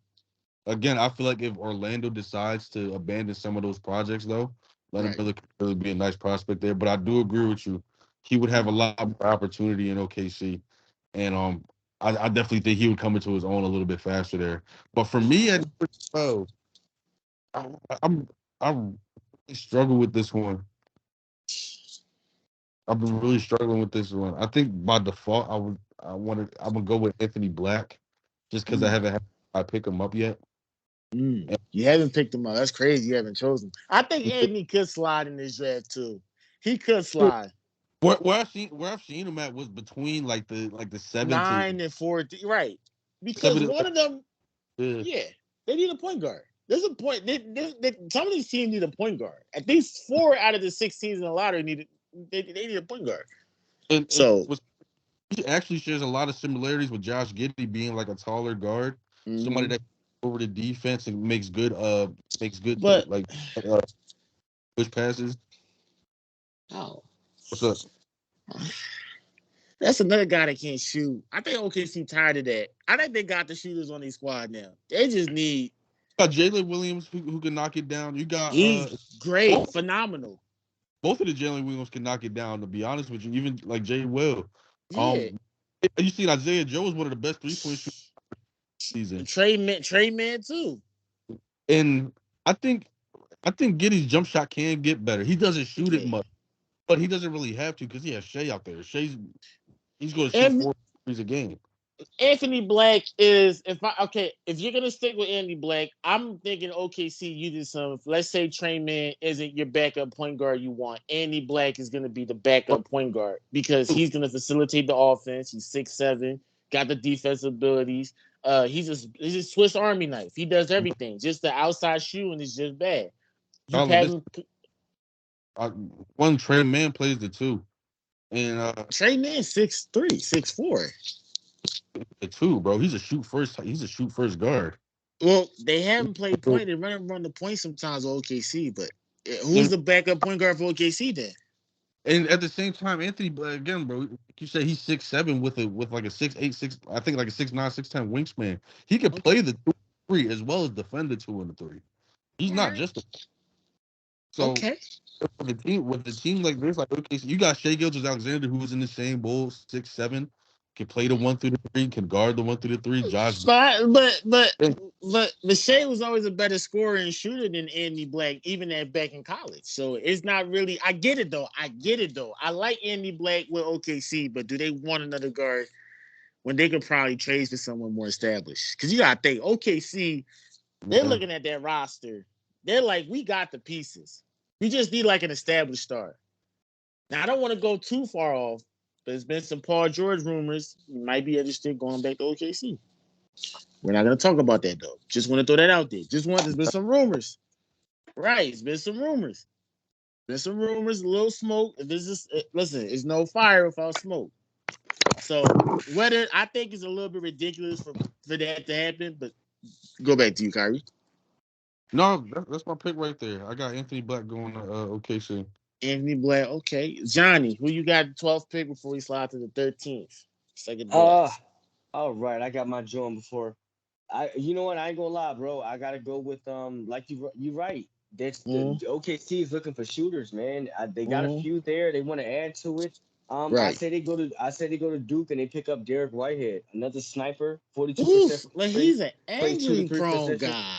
Mm. Ugh. I know, bro. He came off the He's right got foot then he had fracture. to get surgery again. He had the right foot fracture, bro. He came off of that a play, but after he became a heck of a shooter because of it. It might have been a blessing in disguise, bro. They had That's Jeremy true. Roach over there, which made him pretty much spot up shooter. He showed that he pretty much could do it pretty well, and he's getting that burst back, I believe. I don't say it's them taking a crazy risk on him, but Mm-hmm. they're taking a risk on him. He's a big They guard, though. are At the same time, it'll pay off. He can play 2 to 3 positions if he doesn't right. get hurt again. Yes, he's injury prone, but that Mm-hmm. if he can stay healthy, he can add to that list of shooters that they desperately need. And he can eat off Shea. He can eat off Josh Giddey. He could definitely eat off of them. Shea's going to shoot his 4 a game, but Giddey will feed him. Shea does get like 8 dimes, 7 dimes a game, I think this year. Right. So he Right. could definitely eat off of him in the corner. If he Right. stays healthy and get that foot together, bro, you got a legitimate corner shooter that can give you 3 and D. A heck of he can give you defense. He's getting that burst back. He can play multiple positions. Shot 42%, bro. 42% from three this year. Like you Oh, how gotta many get better. You attempts? gotta get How better many? How with many? that. How many attempts? Over 200. About what? Over 200 attempts, I believe. I mean, yeah, I believe over 200 attempts for him. No, Okay. 99. I'm sorry, 99 attempts. I was way off. But yeah, All right. 99 attempts though. On 99 attempts, shot 42%. So he put it up there. He consistently made it. But at the same time, he's injury prone, like you said. But yeah, it gets a little bit tough, bro. Kyrie wasn't lying. It gets a little bit tough right here, especially with these last two after that. But I got them going with Derek Whitehead taking that chance out of Duke. You like Duke, see? You like Duke? How about that? You like Duke? Uh, damn the injuries, man. I like Derek Whitehead. I thought that was another guy. He would have been another top 10 pick had it not been for the injuries. Him and Nick Yeah, Smith Jr. absolutely. So, and this is where it comes down to you're banking on the talent. You're banking on the fact that he was a top 5 recruit in his class. You're banking on the fact that the athleticism, he was dominant athleticism. Now he's you if he's shooting that well, and then the athleticism, if it comes back at some point, you might potentially have gotten not necessarily a steal because he's technically still in the lottery, but he was in most mock drafts earlier. He was a top 6, top 7 guy. So Not bad. if you could get that at 12, then hey, I'm not mad. I'm not And it's mad. it's a fracture. It can heal. It could fracture, Not it the could, not the but same, not the I believe same, he but had. it'll heal. I think he had to get surgery. I think last time I read up on him. He had to get Yeah, surgery, the second he surgery. did. So that's gonna keep him out the scrimmages and stuff like that. So you're really banking on that Hmm. potential at that point. But with that being said, we go to the 13th pick, second to last pick, the Toronto Raptors. Kyrie, I'm gonna swing with you first. I got Nick Jones going there, but the Raptors need a point guard. So what's the point guard availability at this stage inside this draft? You mean Nick Smith? Yeah, I got Nick Smith, but Nick Smith can't. Do you are you banking on him being a combo guard and he could develop the point guard abilities? Because the scoring abilities is there, the defense is okay. He just didn't show enough at the college level. Yeah, But he do showed a you lot of. right? Go ahead, I was gonna go ahead, say he Kyrie. didn't show a lot of playmaking. Right, Um, he wasn't an efficient shooter, mm, but he was hurt a lot of the season. He didn't really get right. like play within a flow with the He never with got into a rhythm. Right. yeah. So I think I agree with you right here. I think Toronto does go with Nick Smith right here. Okay. It's based solely off of what they've seen from high school and what they think he can be in the future. I don't think he's going to get a lot of minutes off the rip right now, No. especially they just lost their head coach. They just let Nick Nurse go. We don't know Right. who that coach is going to be, and yeah, and Fred VanVleet is still there. So Right. I think Toronto's got a lot of. I don't think they got to rebuild. I think they just have a lot of retooling to do. And where Nick Smith Jr. falls into that is still yet would fall into that was still yet to be seen. It gets really confusing right here for with Toronto just because they have such a It gets so confusing. It gets uh, so confusing. But I'm going Yeah. with best talent at this point. I'm going to go with Nick Smith. He's the best talent up at this point. and if I'm not mistaken, I think Fred's a free agent this year or next year or something like that. Mm, But I know his contract time is coming up, and you definitely want to have a guy who like that's developing within that time frame. And Nick Smith Jr. I mean, he's got some game, he's got some stuff to be excited about, and I'm just like tapping in directly from what I remember from high school. right. Was a solid 3-point shooter, had a nice flow. He Yeah. kind of like an Emmanuel Quickly type of game, but he was a little more explosive than Quick. Okay. Hmm. A little I more. agree, bro. I got Nick Smith as well, bro. Go ahead, Kyrie. I got him as well. Nick Smith. Oh, okay. Yeah, bro. Yeah, I'm gonna go with Nick Smith there for Toronto at 13. Yes, Nick sir. Smith at 13. Okay. Johnny. Nick Smith at 13. Yes, sir. Same reasons, bro. I think that, and plus, like they're getting smaller. They really need a guard. They need guard Okay, play. Johnny. So what more? You didn't they need a guard and Yeah, what they need else? guard play. If they need guard play, Nick Nurse is going. They're gonna take a chance on Nick Smith. Jet Howard's my is my next favorite available player, but they're fine down low. No, I was shocked. See, Jet's the more established guy. Yeah, We I like know him what we're more. getting with But Jet. That's where I was so split on it. Like we know what yeah, we're getting with Jet. he's my backup to he's gonna be my I guess for know, New Orleans, Johnny. bro. But Johnny, as I was far as thinking it in my now, head, but I yeah, was bro, saying Nick's the more talented guy. gotta go with But him. the production and the stability, you're getting there with Jet. But hey, that's a toss up right there. I'm glad Johnny threw him out there. I thought I was the only one thinking that in my head. I'm like, man, Jet would really be great there. But hey, Nick's the more talented guy. What you think, Kyrie, about Jet being the backup? I definitely like Jet for them just because for the simple fact they need shooting. They need some outside. He's a scorer too. He can score as well. Yeah. And Yes, just sir. he's got a nice in between game, which would really Sure work do. out for Toronto. because Mm-hmm. their offense gets really clunky and they put a lot of guys out there that don't really mesh together well. So having That's true. somebody take the ball and create for himself because they Mm-hmm. don't have guys that can do that for themselves Right. outside of Kyle and Fred really, and even Gary Trent when he has it, if not, is terrible. Right. So I think a guy like that definitely would work for them. Okay. We on a unanimous decision with the 13th pick, the famous 13th pick that Kobe Bryant was drafted on. That's But probably we the most. not unanimous. I still got Nick. I still got them taking Nick. You still no, of course. I got them Nick as the first option. Me personally speaking, if we're going fit versus talent, the talent is Nick. The fit could be Jet. Yeah. It could be Jet. So, but with that being said, we go to the last pick of this mock lottery selection episode. We go to the 14th pick in the draft, the New Orleans Pelicans, and I'm just actually befuddled with this because the New Orleans Pelicans roster. Where do you even start with? I genuinely don't know who to choose for this pick. I'm genuinely lost. Nothing disappointed me more from this NBA season than the Pelicans. Oh yeah, No, Zion. and because of that, bro, because of Zion and his unreliability, Mm. I go with GG Jackson, who I got them going with the project, bro. Man, and you know what was killing me? I was like, he was. You gotta think, he Jackson was the number one pick. I The mean, he was number the number one prospect in his and, class. and he's supposed to be a high school senior this year. Right, and he did well for South Carolina. He averaged what 17 a game, I think, or was it a little bit Like under than that? he put up like 15 or 16. Six. Like I It's think like 6 or 7 boards. Kyrie. You sold me but then you gotta look at it too. Pelicans got a lot of forwards. They got Herb Jones, you got Trey Murphy, you got Jonas Valanciunas, you got Jackson Hayes, you got they got a lot of big men. So it's kind of like, but GG Jackson should, man. See, The Pel- the thing with Gigi, I like is that he can create his own shot and he's right. comfortable doing it. Yo, Yes. it's not efficient. But we gotta keep in mind, yo, he's 18. He's barely, I think Bronny's older than him. Mm, Bronny James is older than him. that's crazy. And also shout out Bronny for committing to USC. We didn't get to talk about that, but yeah. Shout out to we'll talk about the college basketball season in the next episode. We'll definitely Uh, talk about that.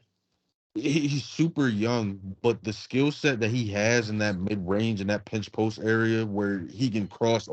It honestly looks like K. It honestly like it's reminiscent of like KD. Like Mm, quick he is with that ball handle. And he's in that same height. He's about 6'9". He has right. long arms and he's just quick with. He has good feet. Yeah. And it's like the balance he keeps on his turnaround jump shots, the elevation he gets on his turnaround jumpers and those fadeaways and those shots that he creates for himself when because South Carolina wasn't good last year at No, they was all. trash. And a lot of the times he just got dumped the ball and was just like, yo, do something for us, please. And then and which and I'm gonna mention it because this might also be a reason some teams might stay away from. But you guys Right. remember like the Instagram live incident he had in the season where, in my opinion, it wasn't that big of a deal. But he Right. really on Instagram live after a close loss and was like, "Yo, they're not getting me the ball in crunch time. I want the ball in crunch time. Feel me?" So Well, I mean, listen, I think with John Morant, another thing too we should highlight was since John Morant's incidences, teams are especially moving forward. yeah, They're really gonna be digging into these backgrounds. yeah, Like yeah, they're really going to be digging into these backgrounds, like who you associated with, who you associated with. It's right, like because and Jobs really making this a lot. I don't want to say it a lot harder, but now it's going to be one of the main focuses of some of these prospects. Now, you know, your character, who you are, who you surrounded by, who do you associate with. right. That's going to be one of the big things. But go ahead, But Kyrie. that's and like to hit on my last point before we wrap it up here. Before I wrap it up with my pick. I like New Orleans as a spot for them because I think one we've seen what they've done in development in 1 year time with Herb Jones, um, Trey Murphy the third, who Mm-hmm. turned who's improved a lot this season. Jose Right. Alvarado, who was Mm-hmm. they've gotten track history already in these past couple years of developing guys, Right. and I could definitely see that with a guy like Juju, who's really rough around the edges, Right. who's not a good defender. Mm-hmm. He's not a good defender. He doesn't really have a high motor. There's just certain things he has to learn, like to be a pro. And they have guys like Valanciunas. She's been around. CJ McCollum's Right. been around. Willie Green's a coach and played in the league for a while. Was a respected player. So Gotcha. got guys around there that can really nurture him and really show him what it is to be a pro, and at the same time nurture that skill set because he's super talented. Of He course. and I wholeheartedly believe next year if he were to stay, like Mm-hmm. say he went to North Carolina like he originally committed to, Of and course. did his high school senior year this year like normal, uh, played at UNC. I could definitely see him being a top five pick considerations for next. No, I wouldn't even say that made a difference because UNC was awful as well. So they, Exactly. yeah, they were both awful. So it's like it was strange, but yeah, no, fair point, Kyrie, fair point. Yeah, so I'm really high on Gigi. Like I said, he's probably the biggest project in this draft, but if I'm not mistaken, also the youngest player in the draft. So I say you get him, you play to his strengths, you put Right. confidence in him, and you hold him accountable. And I think the Lord they got the team to do that. That's fair. I don't disagree with that pick. I like that pick, GG Jackson. I didn't. I was thinking more of Chris Murray, because I think the Pelicans are honestly in the win now mode, and I feel like he's not as talented as his twin brother, but Right. he is 6'8", a well-rounded wing. He stepped right into his brother's wing at Iowa. He averaged 20 points, gave you 9 boards. He shot it pretty decently at 22 Yeah. years old. I think he could fit in for the Pelicans. I know now that you brought Gigi, I didn't think about Gigi at all. I really didn't until you brought him up. This is another thing between talent and fit. Once again, talent wise, Gigi does have the talent and fit. Chris Murray just has the stability, I guess, because he's older. You're going by, do you want the young guy? Usually the NBA always go with the younger guy. So Gigi Jackson will probably beat out Chris Murray in terms of that aspect. But I had Chris Murray originally at the 14th pick. I thought he's one of those guys. He's another Swiss Army athletic wing forward with the size. And you got to think of what his brother's doing. So if you want to look at how his brothers contributed for the Kings in the playoffs, because he actually contributed, you want to say Chris Murray is a little bit of a light version of that. And taking him at 14 could be a stretch, but taking GG Jackson at 14 is a stretch as well. But he has more potential and more talent, so that's your excuse with that. Chris Murray, his base and his ceiling, he's a starting maybe a 6-man service quality guy. But you want that at the 14th pick in the draft? Maybe, maybe not. But the Pelicans, they might go with Gigi, or they might go with Chris Murray, or they might go with someone else completely. I think Kobe Buffkin from Michigan.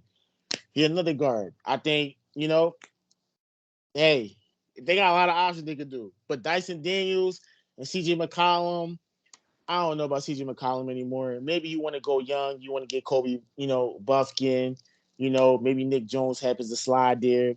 But if I'm 14, GD Jackson, I like it. Kyrie, I don't disagree with it. I was gonna go with Chris Murray or Kobe Buffkin from Michigan, either one of the York, but I'm gonna stick with Chris Murray. I'm gonna stick with Chris Murray. Go ahead, Johnny. What's your thoughts before we wrap this up? Well, I'm not gonna lie, guys. I definitely do understand the GG Jackson pick. I do like Mhm. Chris. I do like Chris Murray, but Mhm. I was gonna say him too. But the thing is, his shooting dipped in the end. That was the problem with him. 6'8", Yes. 220, but his shooting had dipped in the end. So I think that's a Mm. little bit less attractive for Word. teams.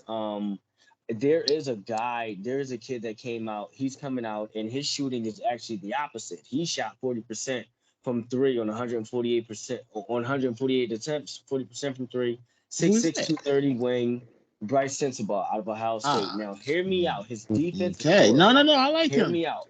He's fit. His defense is horrible. He get burnt. He gets beat like a drum. Chris Murray can defend on Mm. slower wings. He can defend them better. He'll defend Slightly better than athletic Bryce, wings. but Bryce shoots way better. He's coming out of Ohio State. I think he'll go ahead if but these are my backups though. I Right. only mentioned Chris Murray because you mentioned him, and I do like him at 6'8", Mhm. 220. But his shooting isn't good enough for me as much as Bryce Sensabaugh is. I like Right. him as my backup, but my main pick Mhm. for 14, I was gonna put Brett there, bro. I was gonna say Brett goes there, and he's the backup to Zion because we don't know how many games you're gonna get out of Zion. So I Right. say, I say Brett goes there. Like I said before, the 6'8", 215, 215, 218, already Gotcha. built for the league. He can stretch the floor, and on top of that, he can get down. He can get down the court. Yeah, and he's a heck of a defender. He defends way better than the other two that I had mentioned before. So I Listen, got like for yeah, real. I got what's his name? I got him. I got Jet. I'm sorry, Jet Howard. Yeah, I got Jet Howard going. I and got Jet you Howard going to New Orleans ahead, but my backup is Bryce Sensabaugh. But I got Jet Howard first. He's and I 6'8", don't 215. and I don't disagree with that. I think Bryce is another option right there. Pelicans got a lot of options at the 14th pick, and I'm glad you threw Bryce in there. I really was thinking those three out of those three selections. Let's rank them. I'm gonna say me personally, Gigi at one, Mm-hmm. Bryce at two, and then you got Chris Murray at three. I If got to I'm the put Chris Murray at Pelicans, 3. I yeah, put yeah, because Bryce the better shooter. right. Yeah, and But that Gigi's the better defense is prospect. awful. That G, G, defense G, is awful. yeah, Gigi's the better prospect. So I would put Bryce in the middle. I would do it too. I would do Bryce second and Chris Murray third and put Gigi first too. All right. I like it, Johnny. Let's go. The analyst, not the advocate. Wait, am I Yes, saying it sir. wrong? Yes, Yeah, no, we sir. just analyzing. We're not We advocating. just We just analyzing, analyzing, baby. just analyzing, throwing out our picks. And Yeah, I that mean, concludes episode 108 of the Restricted Zone podcast. And listen, man, shout out to everyone that's been supporting us, liking, streaming, downloading, regardless of whatever platform or app or device you're doing it on. We appreciate every single support. It doesn't go unnoticed. And that's why we're pushing out 3 episodes this week, back to back to back. We're literally pushing out 3 episodes, 106, 107, 108. So be on the lookout for those to drop this week, audio and video. So the video will go up on YouTube, and also the audio version will definitely be on all streaming platforms if you prefer the audio version of it. So with that being said, thanks a lot, Johnny, Khairi, Lodge. Thanks a lot for those guys coming on. And listen, be ready for the next episode of the Restricted Zone podcast.